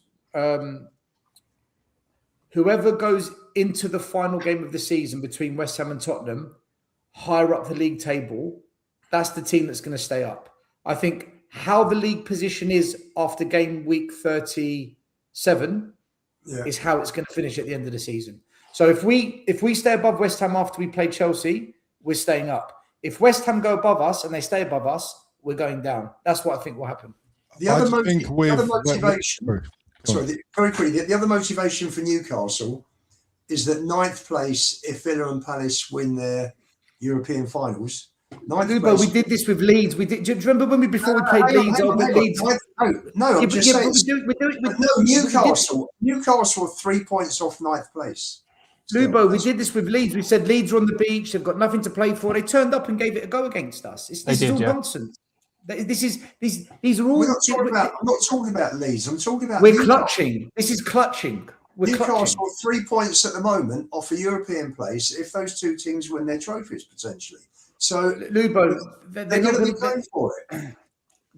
Then, all right, okay. We'll see. Another thing to mention as well, though, right, is West Ham have lost their last 2, right? And I've watched parts of it, and for me, is they're really worried. And yes, they'll throw their bodies at it, but they're playing really, really scared, really defensive. They can't score. They can't score, playing on the counter. And ultimately, when they do try to go forward, Brentford put 3 past them. They tried to defend for 90 minutes for a draw against Arsenal. I don't think this is a West Ham of recent years that have got like your Sam Allardyce and stuff. They've got the know-how. They've got like your Kevin Nolans in the team. They don't have that anymore. And then for me, yes, the players might throw themselves at life because it's out of respect. I just don't think they're capable of doing it. So for me, I still believe that 1 point for us should save us. I don't think they get another point. West Ham have to beat Newcastle or they're down, in my opinion. They have to beat Newcastle or that's it. To run out of road. If they lose to Newcastle and Tottenham draw against Chelsea, then it's over. It's over. Yeah. It's over if they lose to Newcastle anyway. All right. Well, we're going to come to the Chelsea game in a minute. Let's. Johnny, you come off mute. Is there something you wanted to say before we round up? No? Oh, okay. Cool. I'll come to you first, Johnny, on the next one, mate, which is my chairman, Daniel Levy. Finally, he's been rewarded for his services to awesomeness. He is now a commander of the Order of the British Empire. All 5 foot, what is he, 5'5"? I mean, I think How tall is Prince William? He's not that tall, though. He's not that tall. So can he play centre back? Prince William for centre half. Prince William height. What is he? Prince William is, he's 6'3". Oh, fair enough. He is that tall. Yeah, he's that tall. So Prince William's 6'3". So yeah. So, how tall is Daniel Levy? 5'6"? I'd say he's like 5'2". I've met him in person a few times, and he's tiny, but he has got really big clam feet, and I've never got it. Do you think Daniel Levy's wears those shoe inserts that you get off Instagram? Like He must do. They're marketed towards. He's 2 inches taller, mate. He's 2 inches taller in that photograph. Excuse me, Mr. Your Highness. Right, mate, it's not negotiable. You ain't getting an upgrade. It's arguably the most unflattering picture of both men. Prince William's like going, oh, yes, with his jaw fucking protruding, and Daniel Levy. He's not a particularly nice. But Daniel Levy getting the CBE, Johnny? What are we saying, mate? No, he's going. Prince William's gone, mate, Villa to all I die. right? He's singing Villa Till I Die, right? He's asked for an upgrade. Daniel's asked for an upgrade to a knighthood, and he said no negotiation, no haggling. Look, I liked his interview afterwards where he says he had total belief that he's staying up. Well, he has to, because if he goes down, his value and his stake and his holding gets absolutely crushed. And, any hope he had of selling up and sailing off into the sunset has been absolutely quashed. So he's praying, believe me, he's out down on his hands and knees, praying as much as the rest of the Enoch crew that they stay up. The difference is this time he's, he can't do anything about it. The interesting thing is, I don't know if this is true or I misheard it. Is he saying he's not missed a game and he's at the stadium? Because I've not seen him at the stadium. As far as I was told, he's banned from the stadium. No, Johnny. What he says, he's like you, Johnny. He's got 600 different season tickets, and he just sneaks in wearing a face mask and so. He's got the AI mask. He insinuated he's at every game. Yeah, he did. Go on, Lubo. Sorry, mate. no, the actual thing he was awarded this CBE for was it's interesting because I think the press release. No, but what about the game? Sorry, don't drift off. I just wanted to find out: is he actually at the game?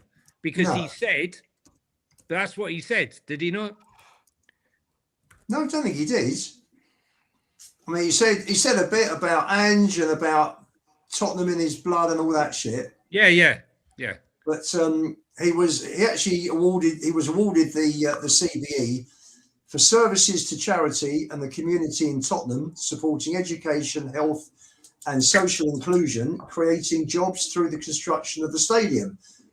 There's also been, I think, a joint press release tonight, I believe, from all the chairmen of Arsenal, Chelsea, Liverpool, Man City, and Man United, that would all like to thank Daniel Levy for his services for helping them to pull further clear of Tottenham over the last 25 years. Oh, so, God.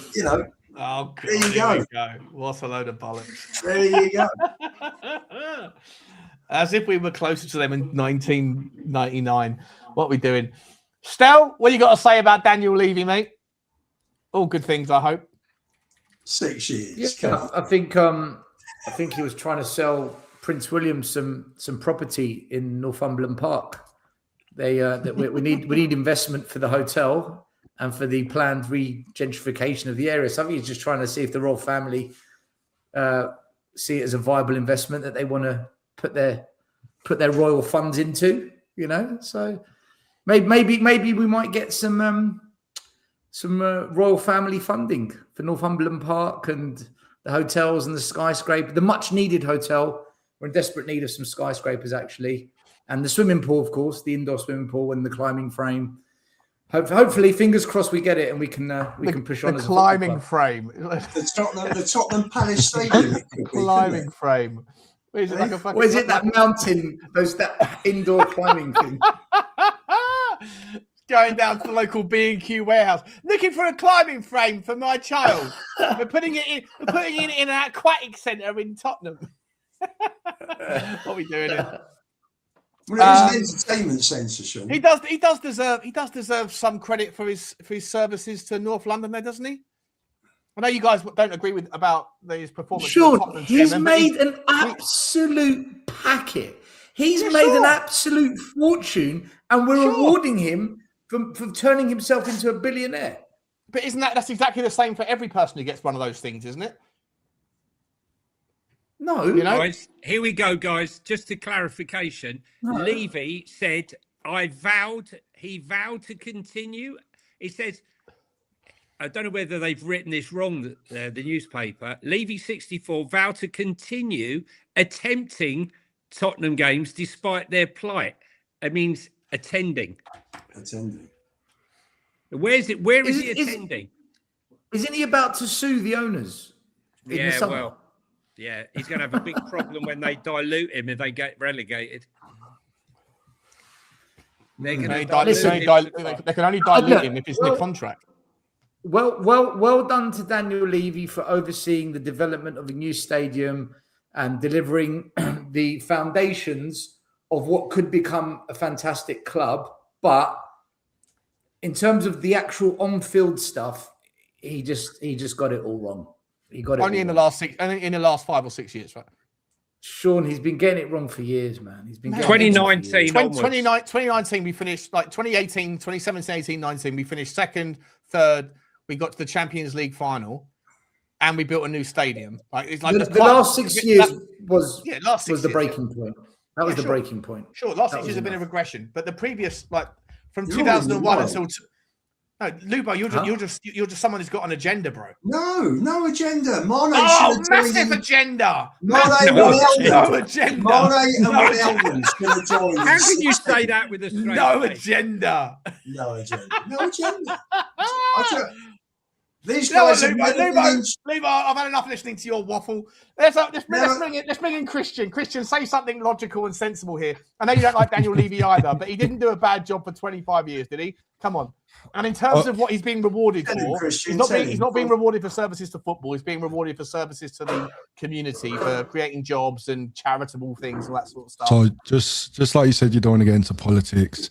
I'm going to touch it a little bit, but I don't want to get into the world of it. But ultimately, and I might get done for a defamation of character or whatever, but ultimately, a lot of your billionaires give to charity for tax evasion purposes. Of course they do. Yeah. So allegedly.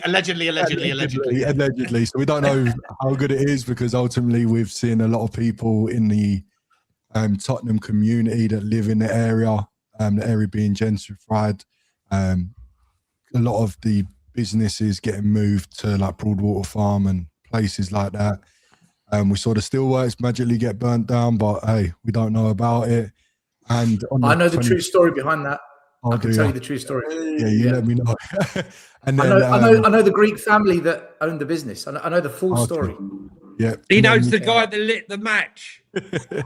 Don't go there, Stel. I know him too. It's Brian Daigle. No.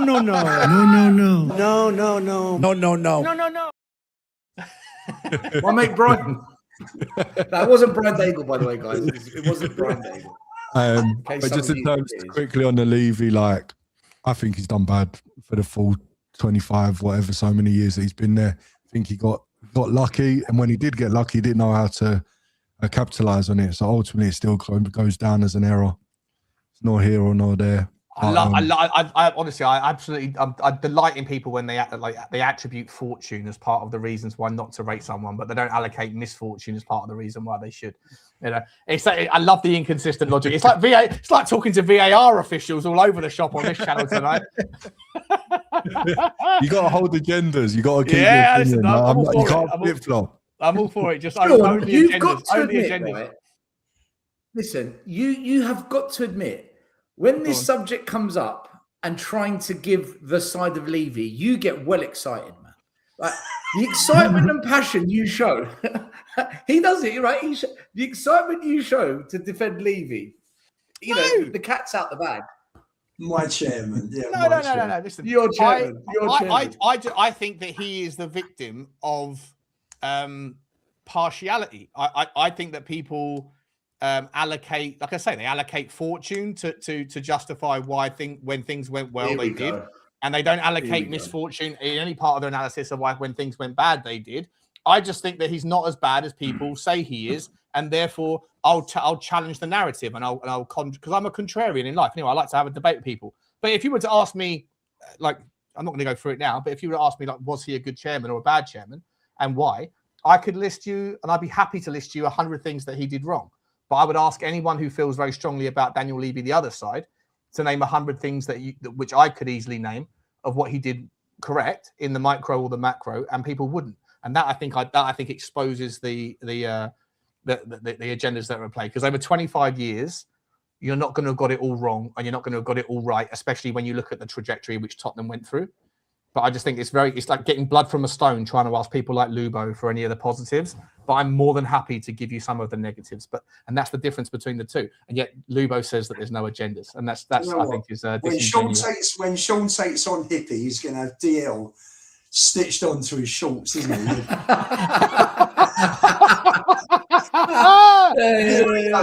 Can I mention one thing? Can I just mention one thing, right, that I forgot? It's just two things slightly off topic. We all know what Mikel Arteta does every single game. We say there's no agenda against Spurs and what have you. I'd like some sort of explanation as to why we see Arteta on the touchline, on the pitch, running up and down the pitch. And yet in the first 15 minutes of the game against Leeds, De Zerbi was warned by the referee, the linesman, and the fourth official for stepping outside of his technical area. What the fuck is that all about? Johnny, that's just the refs that we have and the fourth officials doing their job. Yeah, but it's not allowed by any manager. I know, but it's not allowed. So just because the ones that we had did their job correctly doesn't make it an agenda against us. Christian, mate, I hear it. I hear you, but I see it every single week. It's not one referee. It's like he hasn't. Nothing's happened all season. And the last thing I just throw in there: what about that? And anyone can, Sadiq Khan. And his comments about we're slipping into politics on 3 or 4 different occasions tonight. Well, no, listen, right? It's true. Right. Right? Should he be telling Londoners when you've got a £22 billion budget that you should be supporting Spurs, West Ham, to hope the Spurs go down because it's going to cost taxpayers £2 million because they have fucked up the stadium. And they've given it away for nothing. Whereas in reality, Tottenham Hotspur getting relegated is going to result in the sackings or the redundancies of hundreds. It's going to result in the loss of takings in the local area to bars, restaurants, fish and chip shops, Chick Kings, all that stuff, hotels of millions. When you collate all that stuff together, all of the national insurance contributions, all of the income taxes, all of those things, like you're talking about. I don't know, 100 times more money than the £2.5 million that West Ham going down is going to save or cost the taxpayer. But Sadiq Khan is an Arsenal fan, and he's also a complete and utter fucking idiot. So it doesn't surprise me. It doesn't surprise me that he feels that way. Yeah, he shouldn't be. It's not something that he should be commenting on. It's as simple as that. Smug. I think as well. From what I've understood, is the Lewis kids, after they were screamed and shouted at, they've taken a £5 million gift from a crypto man for their security and to protect them going forward from Spurs fans. So that might be looked at as well. Yeah. Listen, I might need one of those. If there's any rich donor out there needs some protection from Hippie, apparently he's going to come after me. The only donor you're getting, mate, is a donor kebab. Yeah, that's all right. You're mate, fine. Bring it on. Would you take a £5 million gift tax free, Sean? Then for protection against Hippie, that should be what. I would take a £5 million tax free donation from anyone if they wanted it, and if the Hippie has to be the justification for it, then absolutely so be it. Yeah. Give me that money. That'd be a bit of a super chat, wouldn't it, Sean? Eh? Yeah, imagine that. I think the Hippie should fight a kangaroo first, and if he comes through that, then Sean's ready. I still remember the day. It was about 4 or 5 months ago on the Spurs Talk Show. Someone put in. I'm sure they only meant to put in like a £2 super chat, but they put in a £200 super chat because the comment that they put in was so like it was such a blasé, irrelevant comment. It was about some topic, and everyone in the chat's going, "Mate, that's a fat finger. He didn't mean to do that." And I was like, "Oh, I can't give it back to him because YouTube takes £100 of it." Thank you very much. Never saw him again. Funnily enough, I think he blames me. Starmer's a gooner, isn't he? Starmer is a gooner. 100% he's a gooner. Taking favours in the Diamond Club. Yeah, they're all gooners. Oh look, Sadiq. Look, the Sadiq Khan thing, right? I'll say it. He's a wanker. No one likes him. The city doesn't like him. No one fucking wants him as mayor anymore. He'll be gone sooner or later. Nobody likes him. That's not this. I don't care. No one likes him, Sean. He's not liked. Well, he's obviously liked by enough people, mate, because he's won the. Let's just. Guys. Let's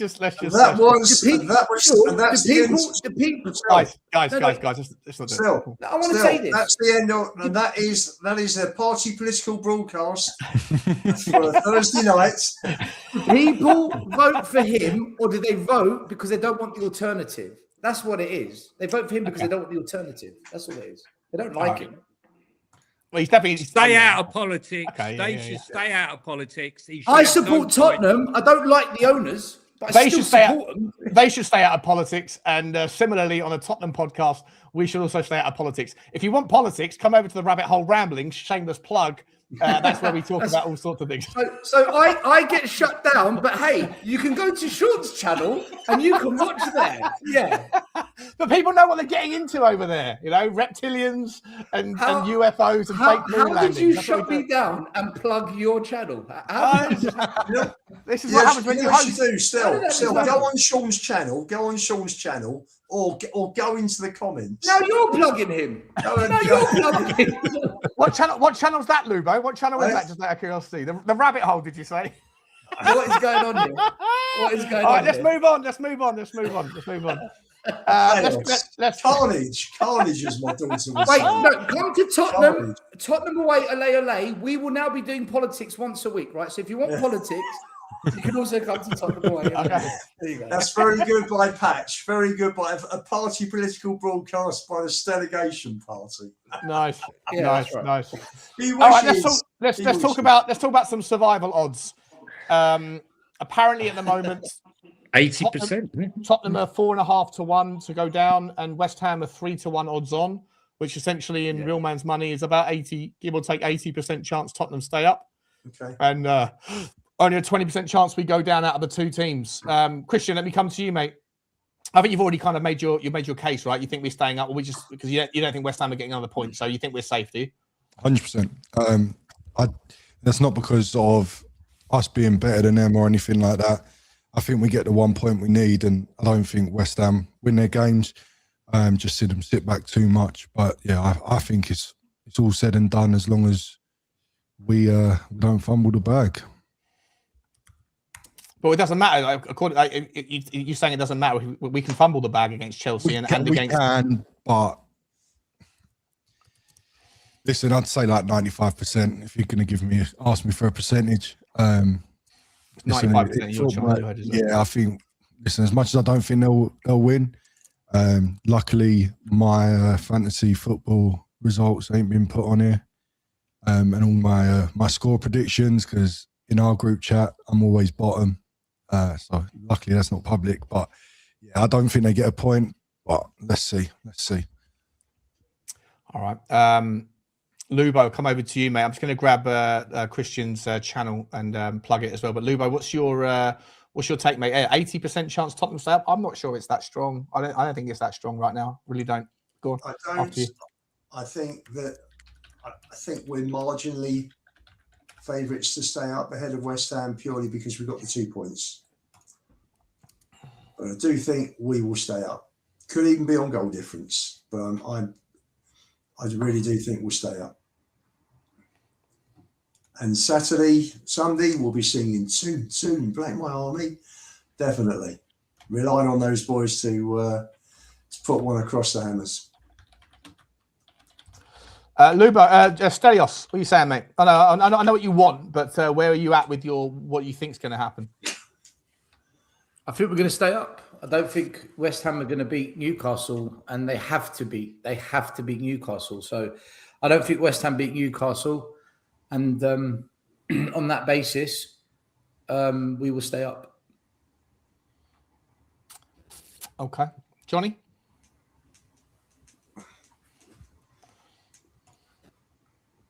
Oh, you're on mute, mate. I think you're on mute. Yeah. Sorry, Johnny. There you go. Oh, hang on. Try that again. Unmute yourself, Johnny. I can't unmute you, Johnny. I can't unmute you, mate. You can't unmute yourself. There you go, Johnny. You're back. Yeah. Believe it or not, the last time Spurs won a 5-game unbeaten run was December 2023. So that's a long time ago. For us to pull something out the bag against Chelsea, I'm hoping the game goes to extra time, couple of injuries. But I believe us staying up is reliant wholly on Newcastle beating West Ham. I think if West Ham beat them, the task for us is absolutely huge. It really is. It would mean that we'd have to draw against Chelsea and beat Everton. Both tasks very, very difficult. I think we can agree on that. So for me, the season all rests on Sunday's game for me. Listen, if we're going to pull out of this, I would say we've got much more chance with De Zerbi at the helm than anyone else. But I agree with you. I think that 80% is those odds right now can flip very, very easily on a contentious issue. How do we know that, the PGMOL, I'm thinking, you know what, we owe West Ham one.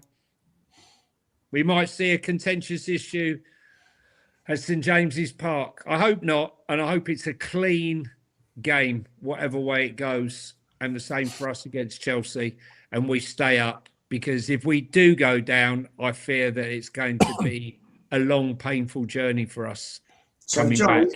Johnny, as we stand tonight, do you think we'll stay up or go down? I think by the skin of our teeth. I think it's going to be goal difference. That's it. Sean, up or down? As it stands right now, I'm far less confident than I was before the Leeds game. Far, far less confident. I've just got a sneaking suspicion that West Ham are going to get something out of the Newcastle game. I think it will be decided.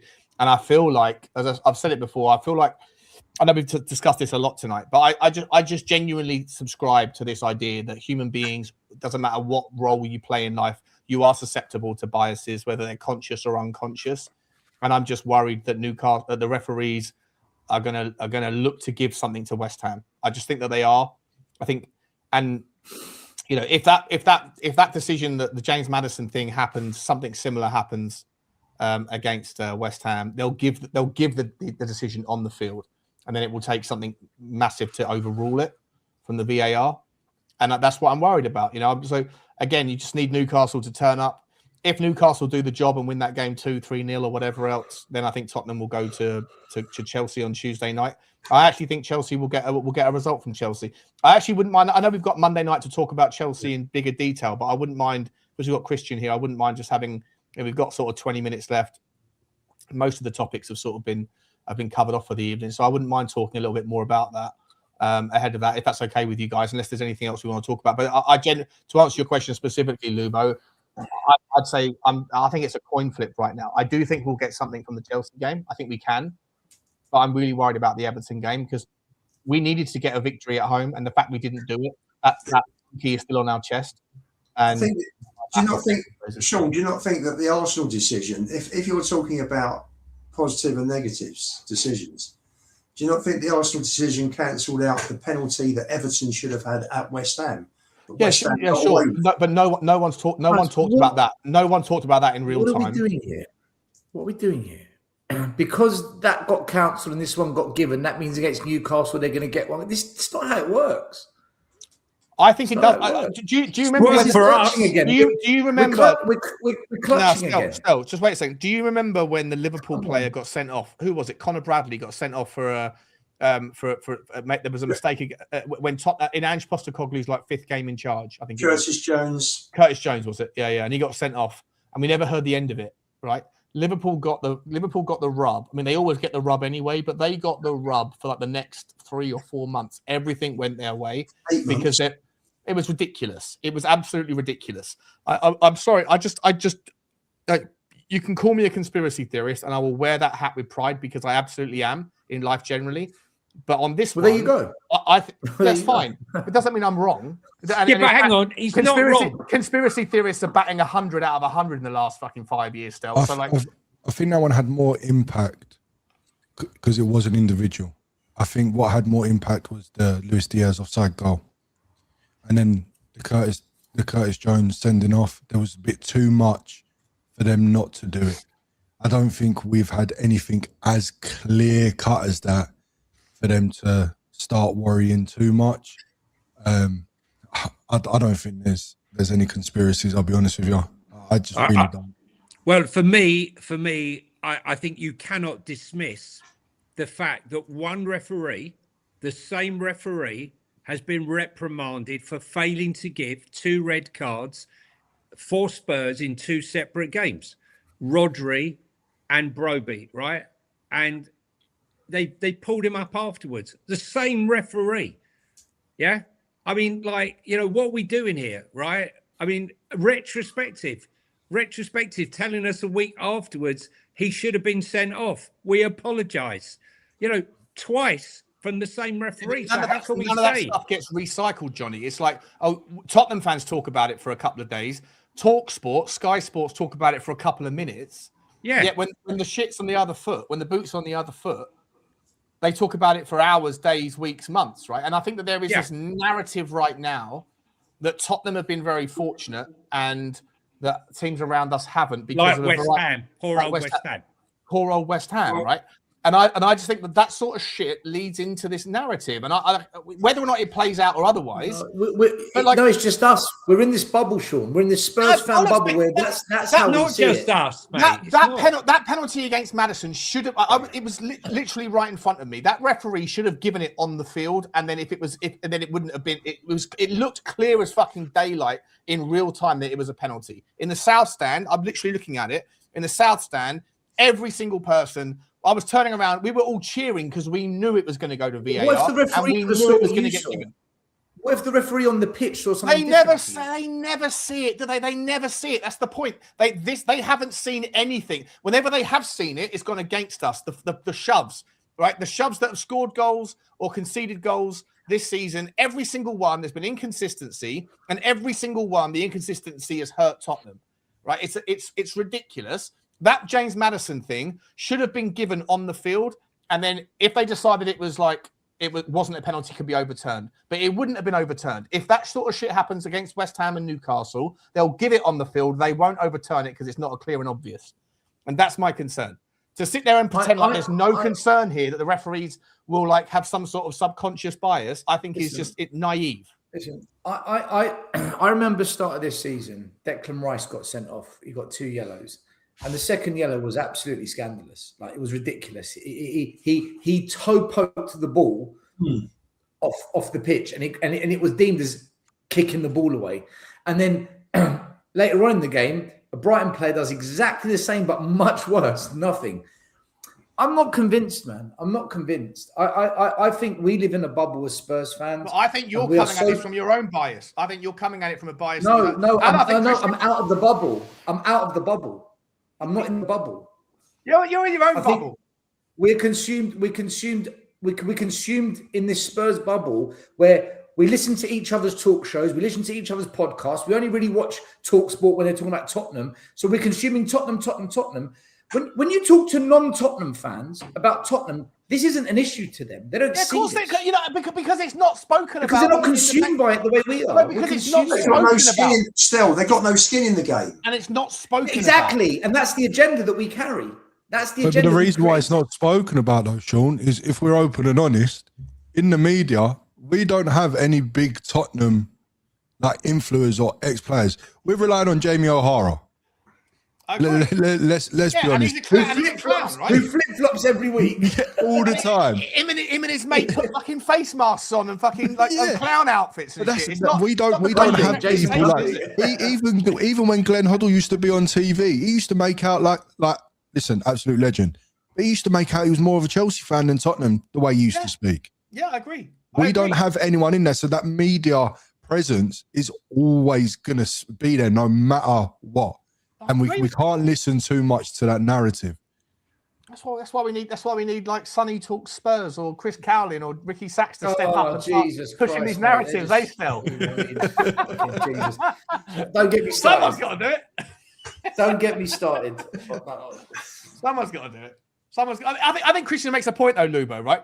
Like you've got Martin Keown, you've got Ian Wright that are always bragging their biases Lee about Dixon. Lee Dixon, 100%, right? Nigel Winterburn. There's loads of them out there at different levels in American TV or wherever else that are doing their But thing. this is Levy's fault, Sean. At Liverpool, This is you've got Daniel Carragher. Levy's fault. This is How is it Daniel Daniel Levy's Levy? fault. How is it Daniel I'll tell you. Levy's fault? I'll tell you. Okay, I'll tell you. justify this. I'm all ears. Oh yeah, I will. Because when you watch these big TV shows, look who they have: Roy Keane, Gary Neville, all these characters. What they all got in common? They won major honours at their trophy. Because we don't win anything, why are they going to put a Spurs? There's no Spurs legends to put on the facts. Facts. There's no Spurs legends under this ownership, so there's no one to go on the panel. Because of your chairman. Oh, Your shut up. chairman's done this. Problem. The referees hate us because of your chairman. Listen, I got to tell you, insane. if I have to listen This is anymore to insane. fucking Alan Smith Oh. giving his, But he's a fucking- league oh, winner. I Johnny, don't- he's a listen, mate, league I winner. don't. Hang on a second, right? I don't give a fuck who he is, right? You listen when you hear Glenn Hoddle on the TV watching a Spurs game, he goes, "That was shite. Spurs aren't playing very well." Yeah, that was definitely a foul by Spurs. Yeah, that wasn't a penalty for Spurs. You never. He's a polar opposite. You hear Alan Smith right last night on the game. Oh no, I thought that was a foul. That was a dangerous challenge. He is shocking. But Martin Keown takes it to levels.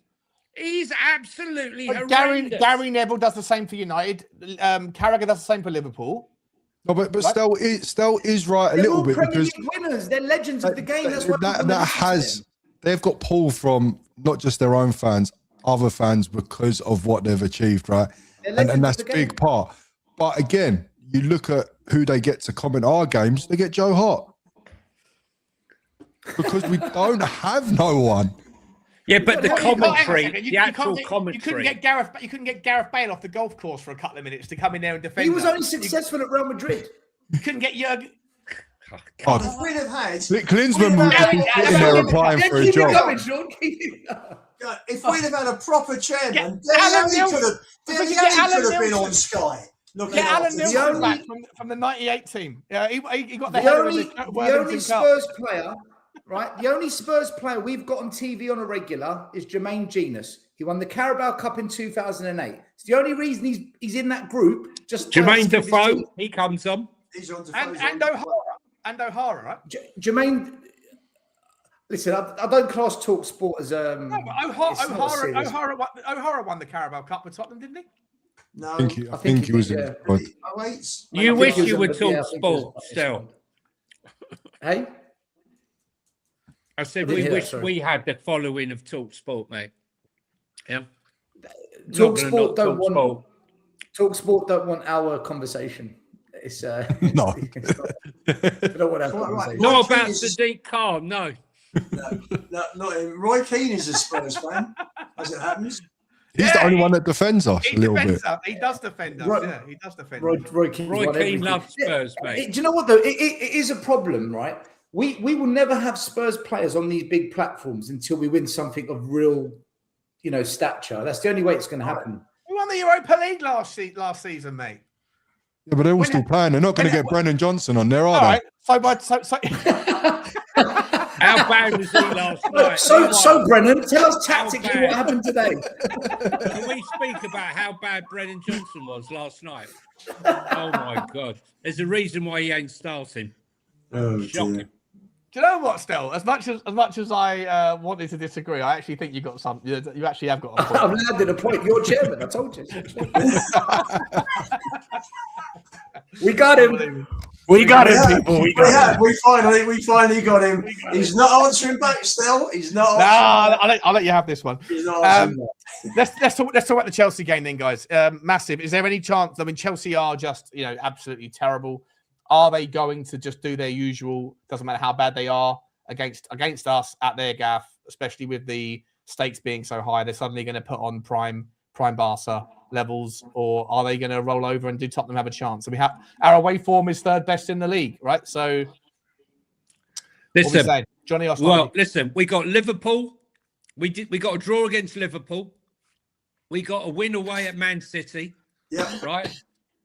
We beat Everton away. We beat Leeds away. We beat Palace away. So although the results have been shocking and last year's Ange Postecoglou giving it the ear and denying it, I do feel somehow, although they've been shit, that we can somehow do something and get a draw there. I'd love a couple of injuries. I'd love it because don't forget that Wembley pitch is energy sapping. All right, you don't realise it until afterwards. It's so big, and in a cup final, you do feel it.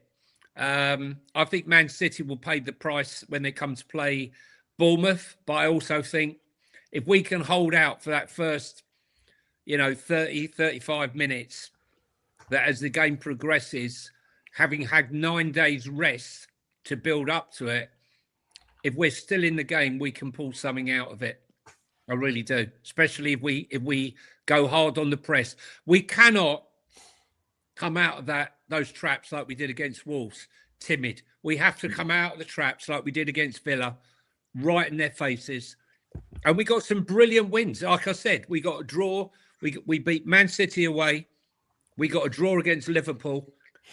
We beat Villa away. I know whatever the circumstances, but I believe we can do it because they've had that game 3 days before. And I think there'll be a telling factor. Stay in the game, get in their faces. We can get a point or something out of it. Yeah, fair enough. Lou, I'll come to you. Well, listen, it's Starmer's paymasters, the unions, have caused chaos with the train strike on Tuesday. Back to... So for all Spurs fans, That's the deep cunt again.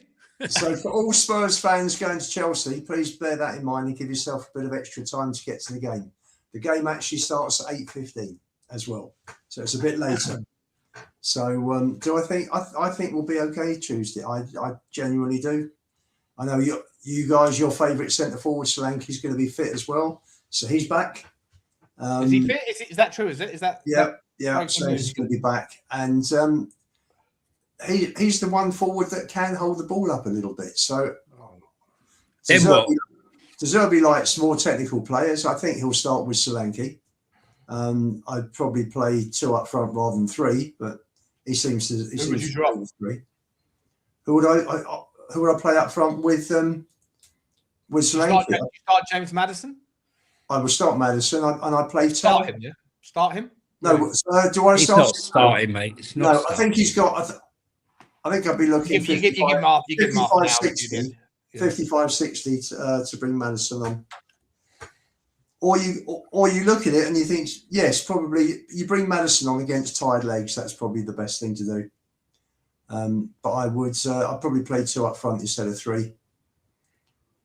So Solanke and Richarlison, and then who are you dropping? No, I play Tell with Solanke. I drop Richarlison. And keep Awani. No, I drop Moani as well. I play 2 up front. And then where are you? Hang on a sec. What? Well, then what are you doing instead? What's your I play 4. I play 4 in the middle. I squeeze the midfield. So who would you play in the midfield? I would play Palhinha. I'd play Bentancur. I would play Basuma, and I would play Gallagher. So Gallagher in the 10 and the other 3 just sat tight in. Yeah. No width at all. Well, you could play Gallagher on next to off Solanke's shoulder and play Tell wide.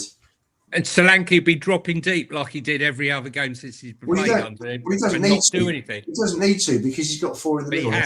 He has, hasn't he? He's dropped deep and he hasn't been anywhere near the box. When Tell's actually got there, Solanke's still working his way from the middle of the pitch.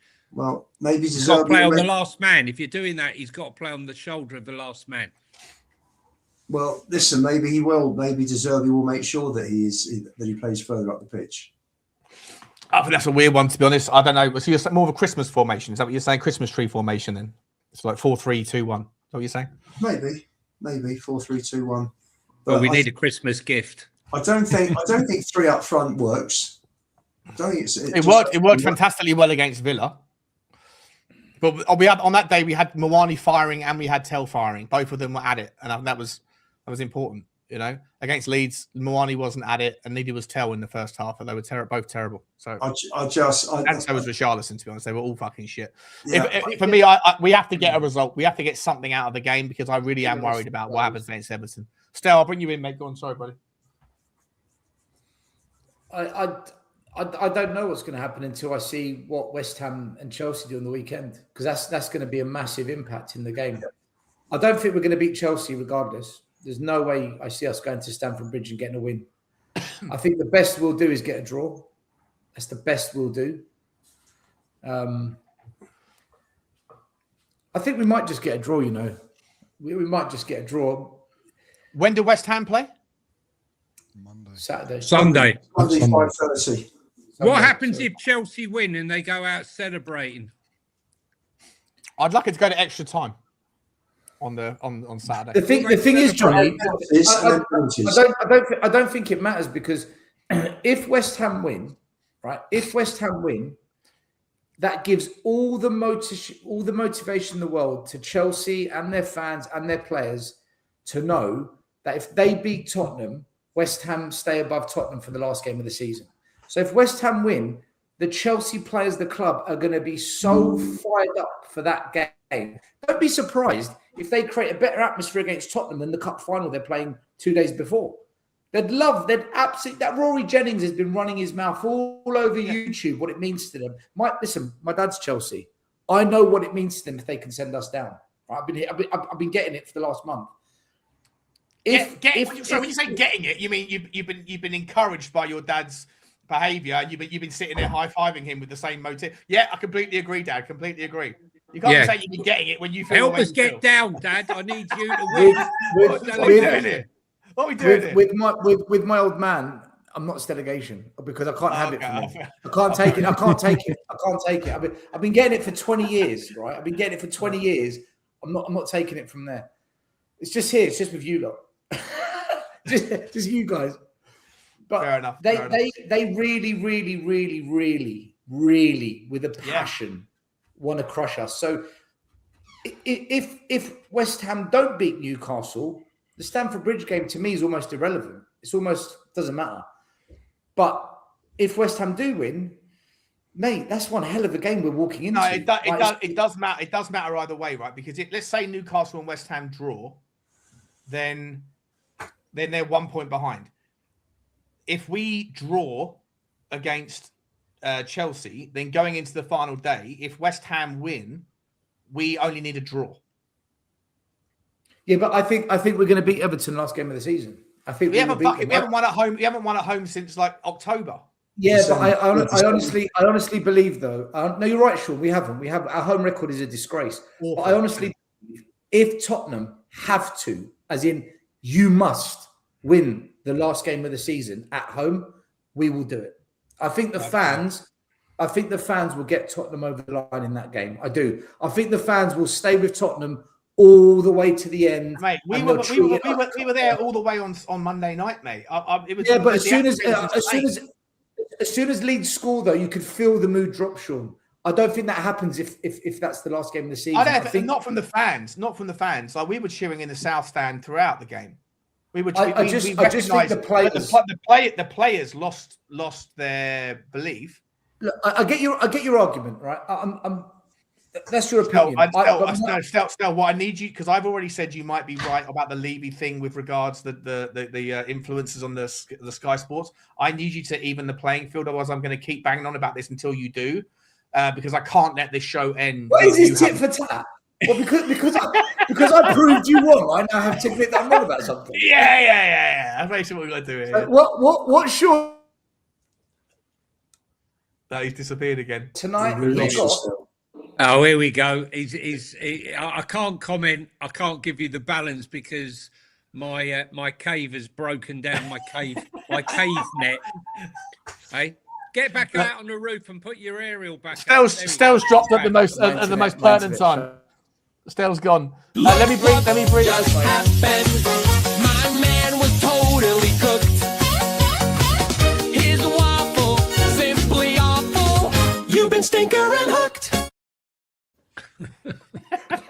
Mate, the delay in that happening was ridiculous. Yeah, ridiculous, mate. He needs to get the Elon Musk Starlink, bro.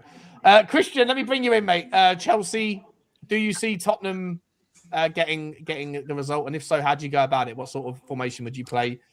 How would you set us up?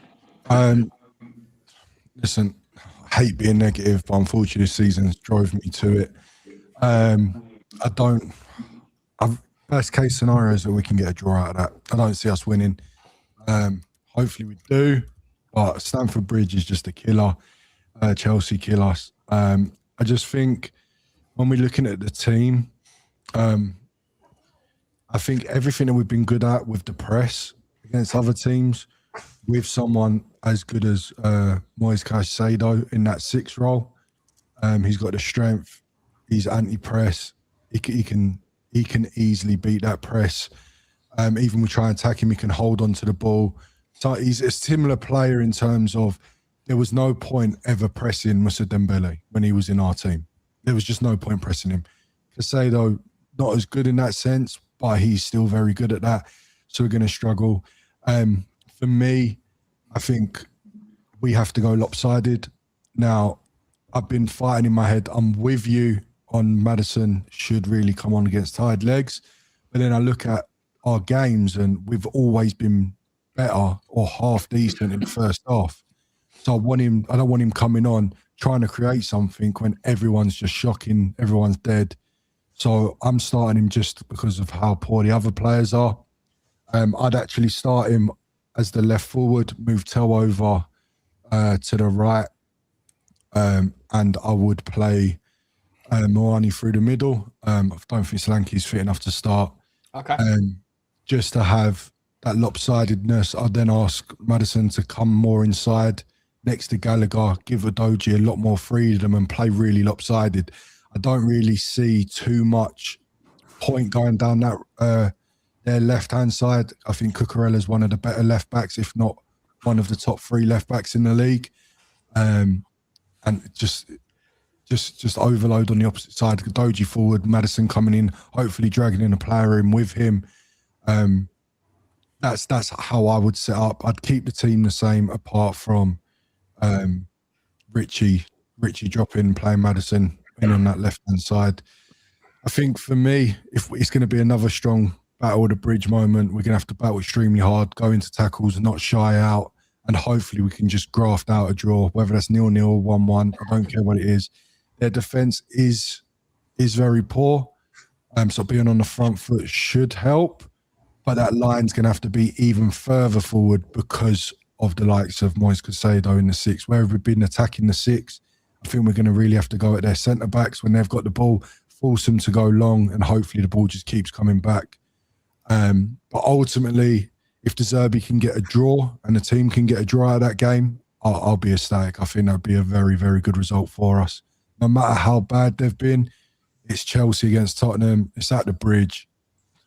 Listen, that's one of the stadiums I refuse to go to. After the money I've spent to see us lose there. Yeah. What's your score prediction then, Christian? 0-0. Christian, can I just say... 0-2, Christian. Hey? 0-0 to who? To football. To football, yeah. Christian, can I just say you refuse to go to Stamford Bridge because of the money you've wasted going there to watch us lose. How much have you wasted going to the home games where we don't win any games? Oh, I don't, mate. I live up near Manchester, mate, so I'm saving a lot in my pocket. Oh, right, you're good. He only goes up north, don't you, Christian? Oh, I go up. I only go to the northern games, but the 2 stadiums, just for anyone asking, I refuse to go to, is Stamford Bridge and St James's Park. St James's Park is the only stadium that's made me walk out on 45 minutes and never go back in. So I will not go to. That was the 5-1 game last season or season before last, was it? Yeah. And then the one before that was when Moussa Sissoko turned into absolute god and forced us to sign him. That was 2016. Him and Van Eyden. Chelsea's always a bit of a nasty place to be, going in and coming out. Are you guys going? You going, Johnny? You going, Lubo? Yeah, the hate's real. The hate's real, mate. The hate's real. Yeah, you're liable to get a clump round the head. All right, guys. Listen, we're going to round it off. We'll do to the main score predictions on Monday night show. So we'll save that stuff for them. But big up to you, Christian. Thank you so much for coming on, my man. Thank you for having me on, man. I appreciate it so much. It's been fun. Well done, Christian. Well Yeah, done. 100%, mate. 100%. Let me just get Christian's channel one more time, guys. Please do share the love in the chat if you are watching via a device that offers you access to the chat. And there's 800 people here. So I would say at least 10% of you can do us a favor. Do Christian the world of good here and just smash that link. It will open up a new tab and then you just hit the subscribe button. Who are your Jacko and it's Ferg, is it? It's Jacko and Ferg that we're with, yeah. Yeah, cracking three ball. Be nice to play golf against them. Please do smash the love and share the support, guys. Newish channel on the horizon. They're also on the Spurs Hub as well. Little plug there. Get on the Spurs Hub. Get your predictions in on the Spurs Hub. We got one more super chat for the night. I just wanted to say Sean is not Sean. It's Scene. Says drop kick your teacher. So Sean, it's not Sean, it's Scene. Thanks for the super chat. Appreciate that. I'll take your $2. Thank you very much. Thank you very much, mate. Appreciate you. By the way, it's not your UR, it's your YOUR for doing that sort of games. Appreciate everyone for coming on. Any plugs that need to be shown? Johnny, we're back tomorrow on we'll be going on. The channel that you we can name it. We'll be going tomorrow on Football Inc. when we'll be talking about the manager of the season. We'll be doing the predictions and we'll be talking about Spygate. Yeah, I mean, look, it's an exciting weekend of football. And again, thanks, Christian, for coming on, and thanks for the chat for hanging around. Couldn't do it without you. Yeah, I didn't see too many. Absolutely fantastic. Didn't see too much nastiness. Stelios, when are you next on the channel that can be named? I'm not back on my channel until the Cypriot Council or whoever it is puts my freaking internet in that I paid for 2 months ago. That I'm still waiting for them to come and install because it's pointless. I can't do a show. Are you paying? You're paying monthly. You're paying monthly for your internet. You still haven't got it. They're so busy finishing that tarmac outside your house that you were so happy to share with me, Lubo, and Johnny. Yeah. The government are fantastic at here's the thing: they're gonna have to come and dig up the same tarmac to pull the internet cable. So let's just they're better off getting Starlink. Let's just say that Stel is not sponsored by the Cypriot Tourist Board because he went out there selling us the land of milk and honey, right? Car washes. He was selling us honey. We had car the washes. pictures of the rolling fields, the cows, the goats. You food. enjoy your increasing bond rates that are going to spike up your interest rates and your mortgages and your inflation. You enjoy that world. Have fun. Oh, fantastic. I'm going to go for a swim in the sea. Lock up your goats. We eat the goats, Johnny. We eat the goats. Chicken goat curry is delicious, by the way. Lubo, where will you next find yourself? I'll be checking in with Eddie Hearn and Frank Warren tomorrow to see which one wants to promote the big fight in Sydney, and then I shall get back to you and let you know. Just the thought of it, mate. Just the thought of it makes me cry with laughter. Oh, dear. Can you imagine those two in a boxing ring? What psychedelic stuff would he be taking before he gets in the ring? Something strong. And in the left-hand corner, all the way. Can you imagine? They need nicknames. So it's good. Sean Belly Butler. Yeah. No, that's Sean Sugar Ray Butler. Sugar Ray Butler versus Hotspur. Cat Weasel. Hotspur Fairy Liquid Hippie. Yeah, the Magnum, Sean the Magnum Butler. That's it. I'll be Magnum Butler. No, I'll take that 100%. If you don't know who Cat Weasel was, look it up and have a look at a picture of Cat Weasel, and then you'll get where I'm coming from. Actually, versus Paul the Dishwasher Hippie. That sounds better. Paul the Dishwasher Hippie. Would the champion's belt be knitted like some of his jumpers? I don't know. Can you imagine? The prize money would be 5 million magnums. Rupees. Yeah. All right, guys. Listen, we're going to 5 million super chats. Yeah.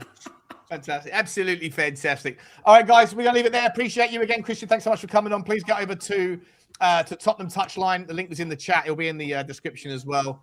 And Johnny, I'll see you tomorrow. Lubo. OK Jersey. Just a nice last plug for OK Jersey, our fantastic sponsor.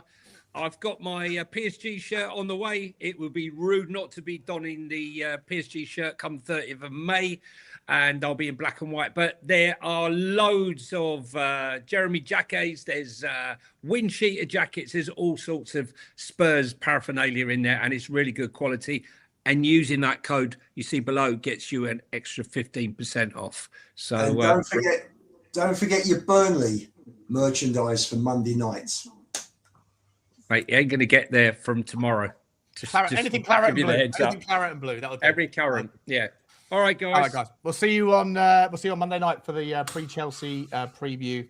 Appreciate everyone. Like, subscribe, and comment. And as always, come on, you Spurs. Come on, you Spurs. Bye, Jeff. No, he's done, isn't he? He's not with us anymore. See you, Bye, Jeff. Night, Jeff.